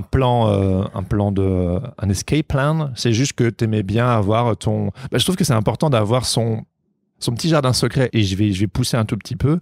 Tu vois, ce côté un peu transparence et dévouement absolu à ta communauté, à tes croyances. Moi, c'est en thérapie que le concept de jardin secret a été évoqué. Quelque part, tu as le droit d'entretenir quelque chose qui n'appartient qu'à toi. Là où je sais que moi, et même encore toujours maintenant, je suis une sorte de livre ouvert en toute transparence. Ce podcast en est un exemple, en fait. Tellement ouvert que je veux le rendre ouvert à tout le monde. Oui, mais c'est ça, tu vois. Quelque part, je suis un produit du système qui m'a formaté. C'est juste qu'il prend une autre forme aujourd'hui. Mais bref, et donc toi, tu avais quand même un petit jardin secret que peut-être inconsciemment ou pas consciemment, en tout cas tu l'as entretenu. Ouais, je l'ai entretenu, puis au début j'entretenais tout seul parce que moi je suivais beaucoup de trucs sur YouTube, sur internet et tout ça, et je me disais tiens, ça serait cool qu'il existe un truc, et puis en plus j'étais un peu affligé du contenu qui existait sur internet de chrétiens et tout. Je me disais putain, c'est genre, toi t'es tellement mieux que ça, hein. En tout cas, mais même, tu vois, genre, sans même penser, moi, ne serait-ce que, tu vois, même penser. Non, mais j'ai aussi pu croire ça. La faculté de théologie dans laquelle j'étais, tu vois, déjà, elle m'avait amené à une vision, c'était une version des églises évangéliques qui était peut-être la frange la plus ouverte. Là, c'était vraiment les franges les plus fermées, les plus radicales et les plus bébêtes que tu peux avoir dans mon évangile, quoi. Et clairement, moi, les contenus que tu trouvais problématiques. Les contenus que tu trouvais. C'est ça qui était le pignon sur rue, quoi. Et donc, tu disais, j'aimerais bien qu'il y ait autre chose. Puis, je pense, c'est un peu la base de créer du contenu sur Internet, c'est de dire, j'aimerais bien voir quelque chose que je vois pas, tu vois. Ça t'a donné envie, en tout cas. Ouais, ça m'a donné envie. Et donc voilà, je cultivais ça. Puis après, j'ai rencontré Nathanaël à Hillsong. Et puis j'ai commencé à lui en parler. Puis finalement, c'est un peu un truc qu'on a entretenu à deux et tout ça. On se dit, tiens, si un jour. Mais pourquoi est-ce qu'il y avait entre vous ce désir de. Parce que si quelque part, si le système ou si ton travail te convient, pourquoi? Parce que bon, on va. Mais parce que je pense que j'ai assez vite identifié que c'était un point de pression important. C'est-à-dire que c'était que si je voulais être libre à Hillsong, il fallait que je cultive ça. Et aussi que j'imagine qu'il y avait des sujets que tu pouvais pas aborder en chair quand tu prêchais. Enfin, j'imagine qu'il y avait des sujets, parce que c'est ça, quelque part. C'est toujours de pousser un peu les limites. Mauvaise foi, c'est devenu un défouloir quand vous l'avez lancé. Et c'est parce que vous pouviez pas aborder au sein même de ce système qui était votre tout certains des sujets. Oui, ça, on pouvait les aborder entre nous, mais c'est sûr qu'on pouvait pas les aborder en public. Et ça crée une dissonance cognitive, quelque chose. Non, pas trop, parce que je pense que j'arrivais quand même. Tu dis ce que tu penses, mais tu dis pas tout ce que tu penses. Et donc voilà. Et donc je sais qu'il y a certaines personnes qui se retrouvent à être dans des églises et vraiment à prêcher l'inverse de ce qu'ils pensent, quoi. Tu vois. Et donc là, pour le coup, là, c'est vraiment une violence que tu te fais toi-même. Enfin, je sais même pas comment tu peux supporter ça. Moi, il me semble que j'ai toujours dit ce que je pensais, mais juste, t'es au cul de certaines parties, tu vois. Tu t'arrêtes avant que ça devienne, tu vois, tendancieux, quoi. Tu sais. Et puis quand c'est un peu tendancieux, justement, tu le laisses tendancieux, tu sais, tu laisses l'ambiguïté. Tu sais, cette phrase, on perd toujours à sortir de l'ambiguïté. Il y a des phrases, tu dis des phrases, vous pouvez le comprendre comme vous voulez, mais tu vois. Je pose ça là. Voilà, tu sais, puis t'as toujours moyen de t'en sortir en disant, non, c'est pas du tout ça que je voulais dire, tu vois. Donc voilà, tu dis des trucs. Mais tu vois, donc globalement, je suis assez content, quoi. Forcément, je me limitais dans certains trucs, dans certains sujets, mais je me sentais pas obligé de dire non plus des choses que je pensais pas. Il y avait des interdits quand même? Les sujets que je pouvais vraiment pas aborder parce que j'avais des opinions compréhensibles, je les abordais juste pas. Je sais pas moi, assez vite. Enfin, à un moment donné, j'étais à Hillsong et tout, je croyais plus à l'enfer. Bon, je parlais pas de l'enfer. C'est pas juste que je disais, je crois pas à l'enfer. Je parlais pas de l'enfer. Je mentionnais jamais l'enfer dans mes prédications, dans mes trucs. Donc, c'est une manière de. C'est marrant parce que je sais que moi j'ai ce désir aussi de parole libérée, de pouvoir parler de manière franche et de manière vulnérable et de se remettre en question. Et c'est comme s'il y avait une sorte d'omerta officieuse, dans le sens où on va pas dire que c'est interdit, mais quelque part, le système, comme ce que tu disais, quand ça fait 20 ans que tu es dans un certain système, ben, il y a une sorte de consensus, on est tous d'accord qu'on pense pareil. Ouais. Et du coup, il y a cette pression de pas oser l'ouvrir ou ne fût-ce que de toucher du bout du doigt ou de remettre en question, de peur que peut-être tout le système s'effondre ou que quelque part ça se retourne contre toi. Et j'imagine que quand tu es en position d'autorité, ça doit être encore plus difficile à vivre, surtout quand peut-être éventuellement tes croyances changent. Tu vois, tu me parles de l'enfer, qui est quelque part, moi c'est aussi une des premières croyances qui plus ou moins, comme on sait, on peut pas être sûr à 100%, mais concrètement, c'est rien que de le dire là, tu vois, genre c'est quelque chose auquel je ne crois quasi plus, ou plus du tout. Ben, tu te dis, je vais le garder pour moi. Et je pense qu'au fur et à mesure des années, parce que quelque part, on en parlait tout à l'heure, le système social, en fait, tu aimes les gens et on te le renvoie bien. Mais au fur et à mesure, quand ceci saute, enfin, ça fait bizarre à dire ceci saute, mais quand telle ou telle croyance fondamentale saute et que, en fait, ça devient une sorte de domino et que un peu tous les fondements qui sont peut-être même pas les fondements les plus importants, mais qui une sorte de consensus de c'est vraiment important, prenons l'enfer, la vie après la mort, et que tu n'y crois plus, et puis une fois que ça saute, il y a quelque chose d'autre qui... À côté, t'as peur de trahir, le sentiment de trahison. Donc, du coup, c'est comme si alors, en tout cas, moi, je l'ai vécu comme ça. Je me suis auto-censuré, et au bout d'un certain temps, je me sentais plus du tout honnête intellectuellement avec les gens. J'avais l'impression de participer à un système de croyances et à un fonctionnement où j'étais genre, mais en fait, je suis plus raccord. J'aime les gens, mais je me sens plus raccord. Et alors, je ne peux pas imaginer ça pour une personne qui est en posture d'autorité. Oui, mais justement, je pense qu'il y a enfin, moi, je sais pas comment tu l'as vécu toi, mais bon, c'est sûr qu'au bout d'un moment, comme tu dis, quand tu sors de Hillsong et qu'on fait mauvaise foi, on se lâche un peu, tu vois, et puis d'un côté, ça fait plaisir de pouvoir dire tout ce qu'on pense. Mais je le vivais pas non plus comme une souffrance trop extrême parce que, en fait, mine de rien, j'avais quand même beaucoup de cercles sociaux dans lesquels là, je pouvais me lâcher complètement, en fait. Entre Nathanaël, avec qui, c'était mon collaborateur au quotidien, quoi. Donc, c'était avec la personne avec qui je bossais le plus au quotidien. Avec lui, je pouvais me lâcher complètement. Et puis, j'ai une famille qui est très forte aussi, tu vois. Et donc, je pouvais parler là, avec mes parents, et trucs, je pouvais parler. Mon père, je peux lui très bien lui dire que, tu vois, que l'enfer n'existe pas ou que je le crois pas. Enfin, il s'en fout, quoi. Tu sais, lui, mon père, c'est quelqu'un qui c'est pas un dogmatique, c'est un spirituel. C'est-à-dire que lui, il s'est rapproché du christianisme parce qu'il a trouvé quelque chose de spirituellement fort qui l'aide au quotidien à vivre et tout. Mais en fait, donc, quotidien, ça allait, quoi. En fait, je parlais de mon ami du lycée dont on a rien à foutre. Mais, donc, bisous à toi, TJ. Mais bref, tu vois, pareil, avec qui je pouvais parler comme j'ai. Donc, en fait, j'avais plein d'espaces dans lesquels j'étais libre d'être moi-même. Et puis, même à Hillsong. T'as eu cette chance au final, ou cette intelligence de pas te construire entièrement que dans ce système-là. C'est peut-être une chance au final. De toute façon, moi, je me considère comme chanceux. J'ai la chance d'avoir une famille cool. Enfin, en fait, parce que j'imagine que la pareil, vie... c'était structuré jusqu'au bout. C'est que je pense que je suis là aujourd'hui, pas parce que je suis une meilleure personne fondamentalement, intrinsèquement que les autres. Je pense juste que j'ai eu de la chance, en fait. J'ai eu de la chance, j'ai une famille cool, sympa, dans laquelle on peut parler de ce qu'on veut, ou mes parents me faisaient pas me fliquaient pas pour savoir ce que je pensais, ce que je fais, tu vois. Enfin, en fait, j'ai de la chance. Donc, ça. Qu'est-ce que vous avez essayé de faire avec mauvaise foi?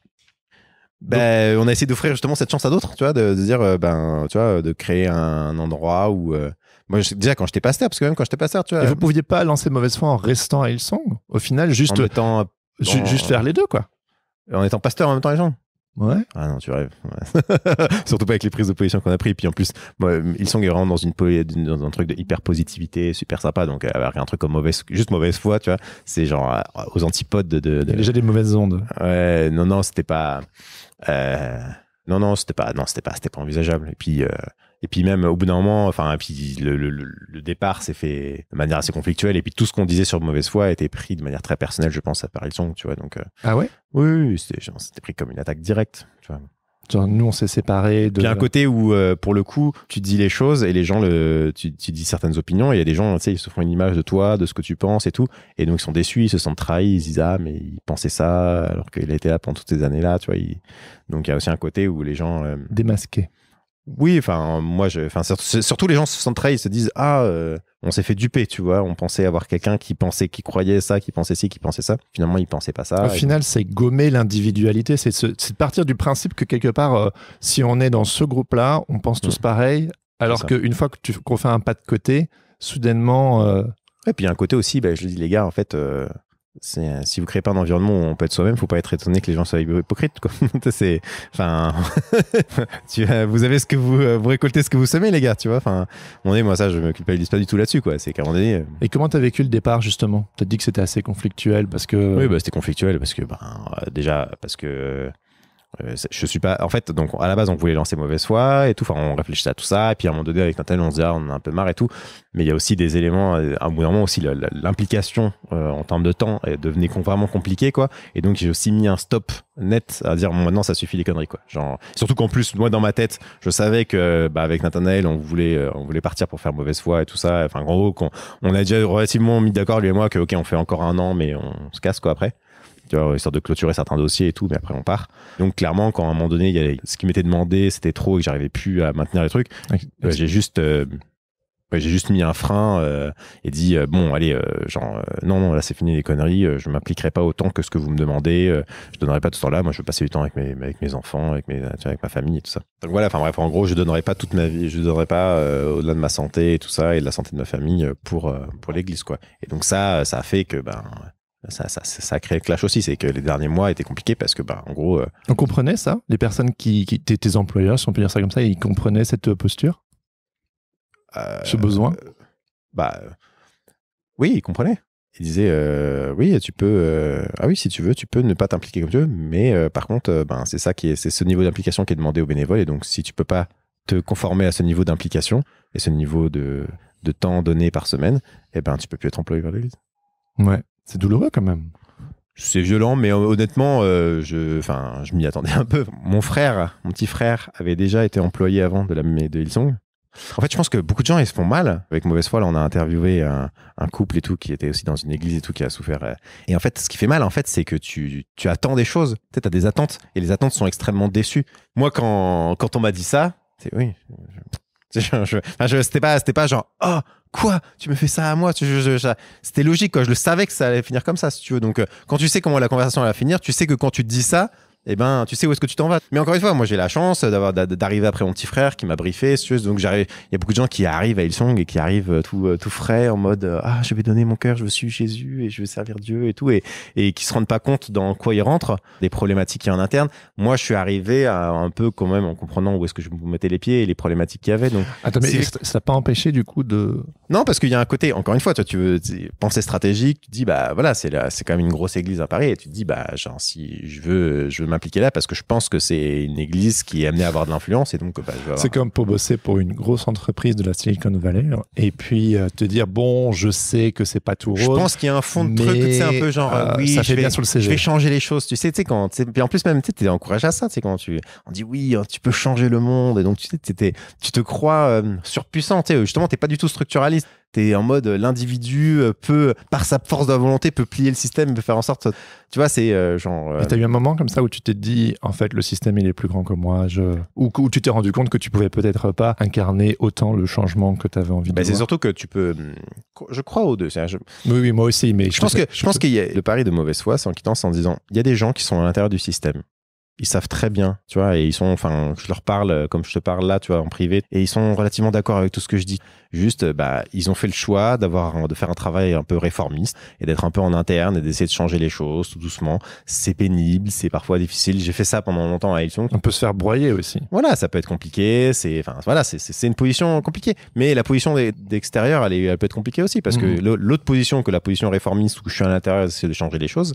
C'est la position révolutionnaire. Le problème de révolutionnaire, c'est que tu risques de te faire tabasser par les flics, quoi. Hein, Et donc, tu vois, Mauvaise Foi, à côté de ça, à côté de Mauvaise Foi, les flics, c'est, tu vois, sur Mauvaise Foi, on fait des posts, il y a des gens qui peuvent nous critiquer, et puis encore, on est petit avec Mauvaise Foi, tu vois. Oui, vous avez quand même pris des retours assez violents. Des retours, donc tu vois, tu peux avoir de la violence dans les deux sens, tu vois. Moi, je fais pas de jugement de valeur, moi, je respecte tout à fait les gens qui sont en interne, il y a des gens que je respecte énormément, et je sais qu'ils font de leur mieux en interne pour essayer de faire en sorte que les choses améliorent. Moi, je crois qu'il y a besoin des deux. Il y a besoin d'avoir des gens qui restent en interne et qui font un peu travail de taupe, tu vois, et qui essaient de pousser des choses et de faire avancer les choses trop doucement. C'est des réformateurs et des réformatrices. Voilà, il y a des réformateurs, des réformateurs et des réformatrices. Et puis, il y a des révolutionnaires. Et juste avec Mauvaise Foi, on a décidé de passer de l'autre côté, quoi, de dire, allez, on va foutre un coup de pied dans la fourmilière. Et il y a un peu l'idée où même, on aide les réformateurs parce que eux, quand ils vont pousser des trucs pour un peu des améliorations, ils vont dire, mais nous, on n'est pas comme Mauvaise Foi, on n'est pas aussi extrême qu'eux, tu vois. Et donc, je pense qu'il y a un peu cette dynamique où mieux vaut les réformateurs quand ils essaient de proposer quelque chose, mais il n'y a pas d'extrême plus grand. Si tu veux, il y a un peu le côté, je pense par la comparaison, et ben ça rend leurs propositions qui avant nous pouvaient paraître un peu déraisonnables, plus raisonnables pour les autres. Enfin, tu vois, donc. Pour quelqu'un qui nous écoute et qui n'a jamais entendu parler de Mauvaise Foi, tu leur dirais de commencer par où, de juste, en mode entrepreneur, tu peux pitcher ton projet là. Bon, Mauvaise Foi, c'est un peu en pause en ce moment. Enfin, c'est quand même, on fait des podcasts et tout ça. Bon, en fait, on essaie. Qu'est-ce que vous essayez de faire avec Mauvaise Foi? L'idée, c'est de dire. Déjà, c'est de rendre visible pour beaucoup de gens, on peut penser différemment. Tu as le droit, sans forcément pour autant renoncer à ta foi, tu vois. Parce que c'est souvent ça le truc auquel sont poussés les gens, c'est qu'à un moment donné, quand les gens ils arrivent à un certain point de tension, ils finissent par décrocher et juste tout envoyer balader, tu vois. Ce qui peut créer une forme de déchirure chez les gens, tu vois. Et souvent, je pense même un peu dans tout témoignage, il y a un peu ça aussi, à un moment donné, genre, j'arrive à un tel point de tension parce que de par mes expériences interpersonnelles, de par peut-être mon parcours académique, mon expérience professionnelle, il y a des choses qui me mettent en tension avec ma foi. Et au bout d'un moment, juste ça devient trop grand, t'exploses. Et là, tu crées une déchirure qui, je pense, est problématique. Et je pense même dans ton parcours, tu le vis un peu, je pense, ce côté où j'ai besoin à un moment donné de. C'est pas que je veux revenir, tu vois, mais je veux recréer du. Tu vois, recréer du lien, oui, c'est ça. C'est un peu la démarche de ce podcast. Il y a pas un côté, voilà, ça, je me suis déchiré, puis comme je me suis téléporté, j'ai fait un pas de côté, puis j'ai commencé à avancer, mais j'ai pas fait de. Il y a comme une coupure. Ouais, quelqu'un l'a bien, un ami à moi l'a bien résumé dernièrement. Il m'a dit, tu fais pas un aller-retour. En fait, c'est juste que tu vas quelque part. Ouais. Mais en fait, c'est comme on vit la conversion beaucoup dans mes chrétiens. Tu sais, il y a un peu le côté, genre, il y avait l'ancien moi. Il y a des gens comme ça, ils se sont convertis et du jour au lendemain, ils ont pris toutes leurs affaires d'avant, leurs affaires de quand ils étaient petits, leurs trucs et tout. Ils ont tout pris, ils ont tout brûlé. Et il y a un côté, le moi d'avant n'existe plus. Ah ouais, c'est super radical. Et le moi nouveau, il y a le moi nouveau qui est neuf, frais. Et dans la déconversion, il peut y avoir le même phénomène mais inverse, c'est-à-dire qu'on se déconvertit, donc pareil, on prend toute notre vie de chrétien puis on la brûle. Tu vois ce que je veux dire? C'est une tentation. Tu vois, et en fait on fait le même move dans l'autre sens. On est la somme de nos expériences, on peut pas annuler. Et donc et ça permet d'être en paix, d'être réconcilié avec son parcours. Tu vois, moi je suis en paix avec tu vois, il y a beaucoup de gens qui sont là, pendant toutes ces années, moi je suis content des années que j'ai passées à Hillsong, tu vois, juste tac, je me suis décroché, j'ai vécu ma transition tranquillement et tu vois, j'avance. C'est marrant d'utiliser ce terme. Ouais, enfin tu sais, et donc en fait je le vis de manière assez paisible finalement en fait tout ça. Est-ce que tu dirais qu'avoir pris du recul, tu t'es pris un espace de liberté en quittant ton job et en lançant Mauvaise Foi? Voilà, vous avez vraiment exploré des sujets tabous et je pense que du coup tes idées ont beaucoup bougé. Est-ce que cette prise de recul, cette entre guillemets, attention mot valise, déconstruction, t'a permis d'une certaine manière de renouer avec ta foi? En fait, le truc, c'est que j'ai justement. Tu vois, moi, j'en ai parlé, je pense, dans un épisode de podcast sur la question de la déconstruction. Moi, le problème que j'ai avec la déconstruction, c'est le côté momentané. C'est le côté, genre, il y a eu un moment, comme il y a eu un moment où je me suis converti, il y a un moment où je me suis déconverti, tu vois. Il y a un côté, genre, la coupure brutale. Alors que moi, je l'ai plus vécu comme la conversion, elle est constante et la déconversion, déconstruction aussi. Tu vois, quand tu me dis, c'est quand le moment où tu t'as déconstruit, j'ai l'impression, en fait, d'avoir été en permanence dans un processus de déconstruction depuis à peu près le moment, même avant l'école. Mais bien sûr. Même avant ma faculté. En fait, mes parents m'ont toujours permis d'être mobile dans ma foi, dans mes trucs, ce qui fait que je me souviens très bien de lire la Bible quand j'avais 17 ans, 16 ans, puis lire des trucs et de me dire, ah mais attends, mais ce verset-là, quand je l'ai entendu dimanche, c'était complètement, ou ce verset que j'entends depuis tout petit, et il est hors contexte et tout, c'est genre, c'est n'importe quoi d'utiliser ce verset-là pour dire, tu vois. Et donc déjà à 16 ans, tu vois, puis et d'en parler à mes parents, ils me disent, ah ouais, c'est intéressant. Enfin, donc, en fait, moi, j'ai l'impression, le problème, j'ai l'impression, c'est que beaucoup de personnes, eux, ont grandi dans un environnement où il fallait que ta théologie, ta vision du monde, ce soit un bloc, tu vois, qui bouge pas, tu vois. Et donc, alors que moi, j'ai toujours eu ça. Et donc, en fait, j'ai l'impression d'être en permanence en déconstruction et j'ai vécu ma foi dans un mode de déconstruction, reconstruction permanente, si tu veux. Donc, en fait, tu me demandes, est-ce que ça t'a permis de renouer avec ma foi?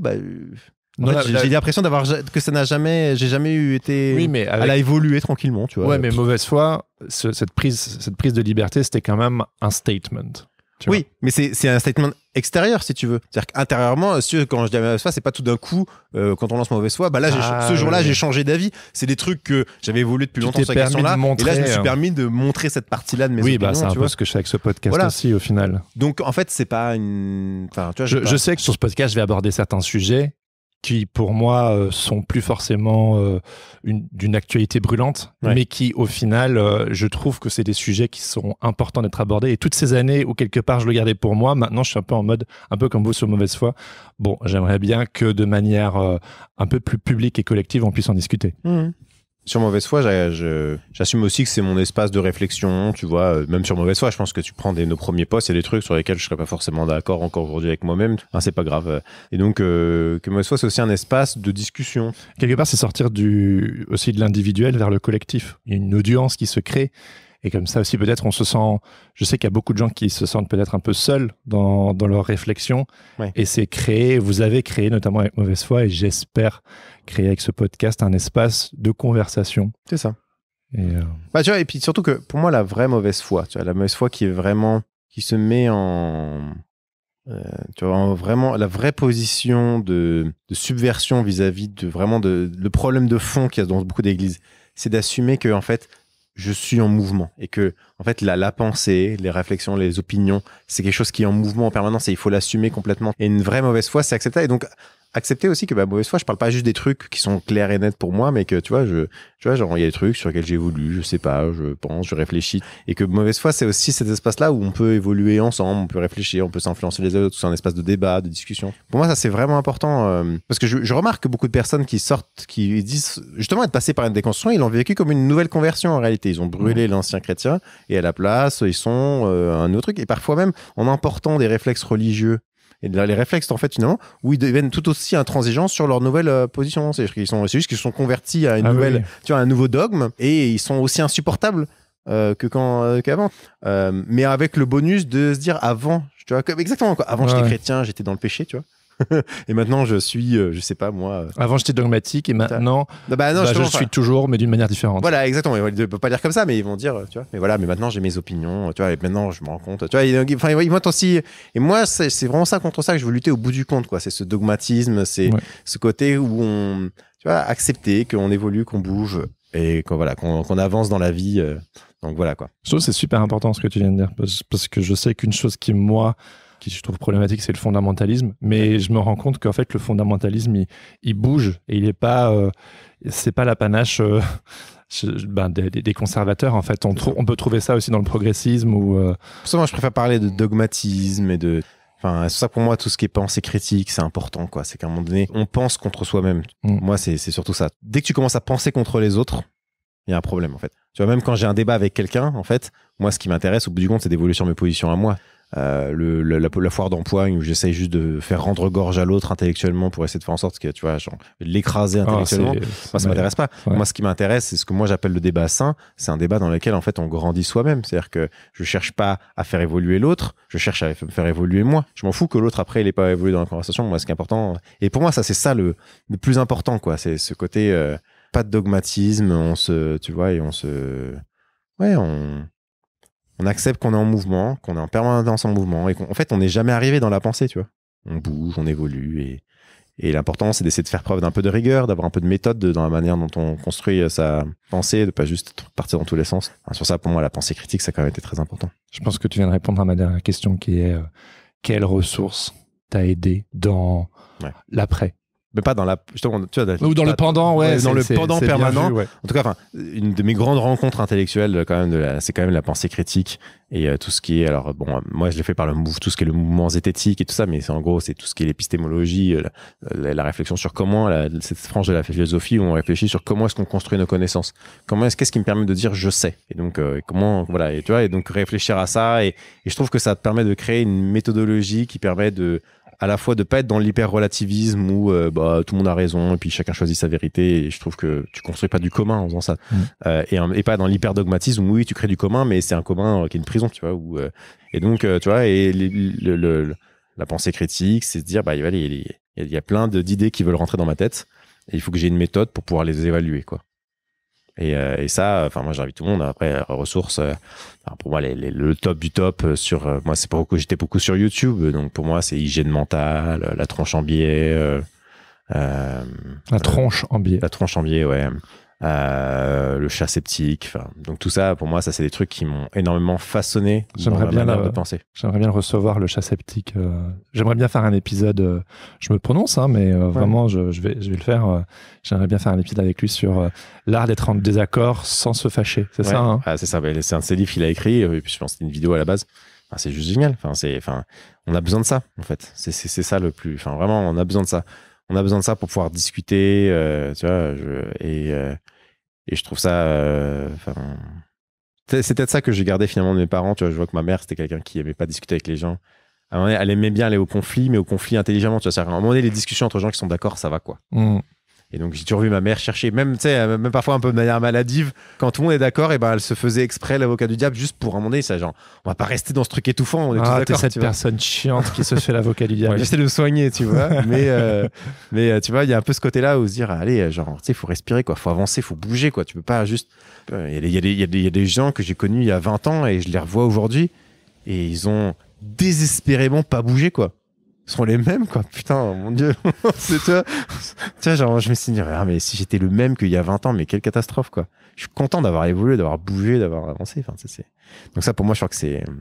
Oui, ça fait pas forcément de toi une personne meilleure, mais t'as changé...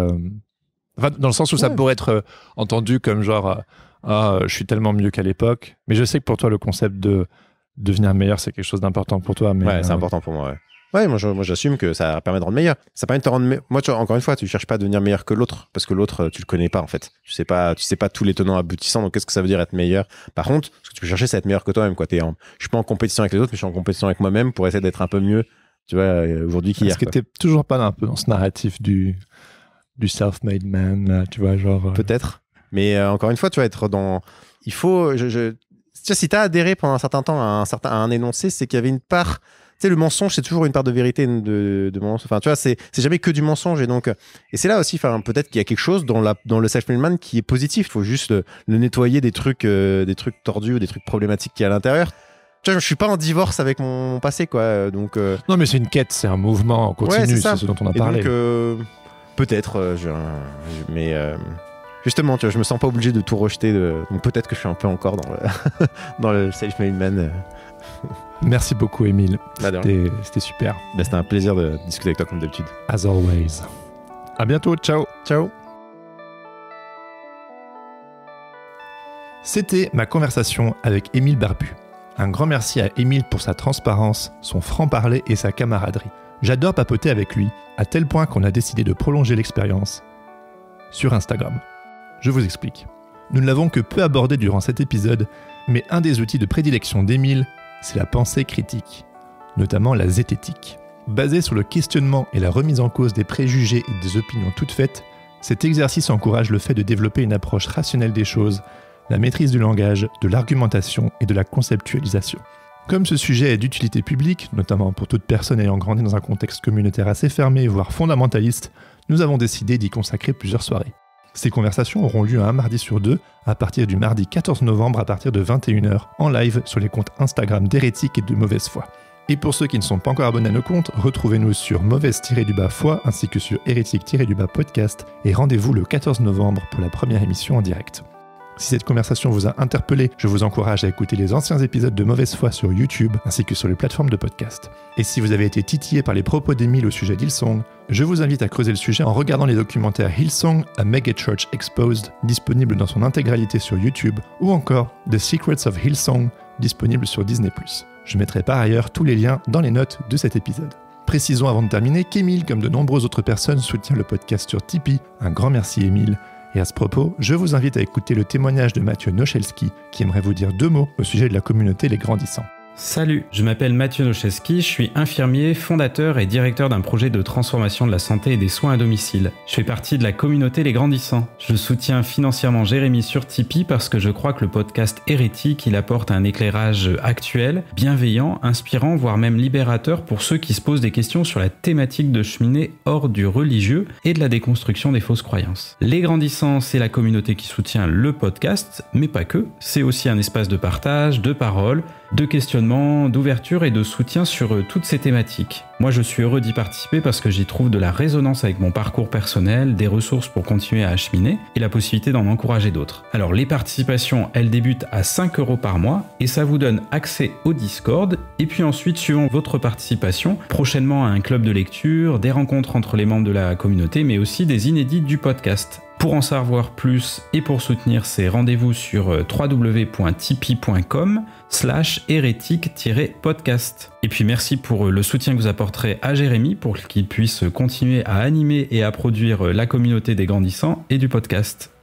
Si cet épisode vous a plu, n'hésitez pas à le partager avec vos amis, à mettre 5 étoiles sur Apple Podcast ou à laisser un commentaire sur Spotify. Ça aide le podcast à monter dans les charts et sur les plateformes, permettant ainsi de faire rayonner le projet encore plus. Vous pouvez également m'écrire pour me faire part de vos retours ou me faire des suggestions d'invités à bonjour@hérétique-podcast.com. Et enfin, pour toujours plus de bonus, je vous invite à me suivre sur Instagram @hérétique-podcast et surtout à vous abonner à ma newsletter. J'y partage mes réflexions personnelles, mon cheminement, ma vie de podcasteur, des ressources et des coulisses du projet. Vous trouverez toutes les infos dans les notes de cet épisode. Je termine en remerciant Laurent Bazar et Flavien Morel pour l'habillage sonore de ce podcast. Sur ce, je vous dis à bientôt pour un nouvel épisode et surtout, n'oubliez pas, on est toujours l'hérétique de quelqu'un. Ciao, ciao. Et ce que vous savez pas, c'est que il y a 10 minutes, mon enregistreur nous a lâchés. Oh là là là là. Vous pensez que Jérémy est un homme calme? Vous ne l'avez pas vu, son enregistreur le lâche. J'ai entendu des choses que vous ne voulez pas entendre. Mais je ne sais pas ce qui s'est passé, peut-être un miracle, mais mon enregistrement a quand même été sauvegardé. Formidable. Voilà. Formidable. Voilà. Formidable. Voilà. Formidable. Voilà. Formidable. Voilà. Formidable. Voilà. Formidable. Voilà. Formidable. Voilà. Formidable. Voilà. Formidable. Voilà. Formidable. Voilà.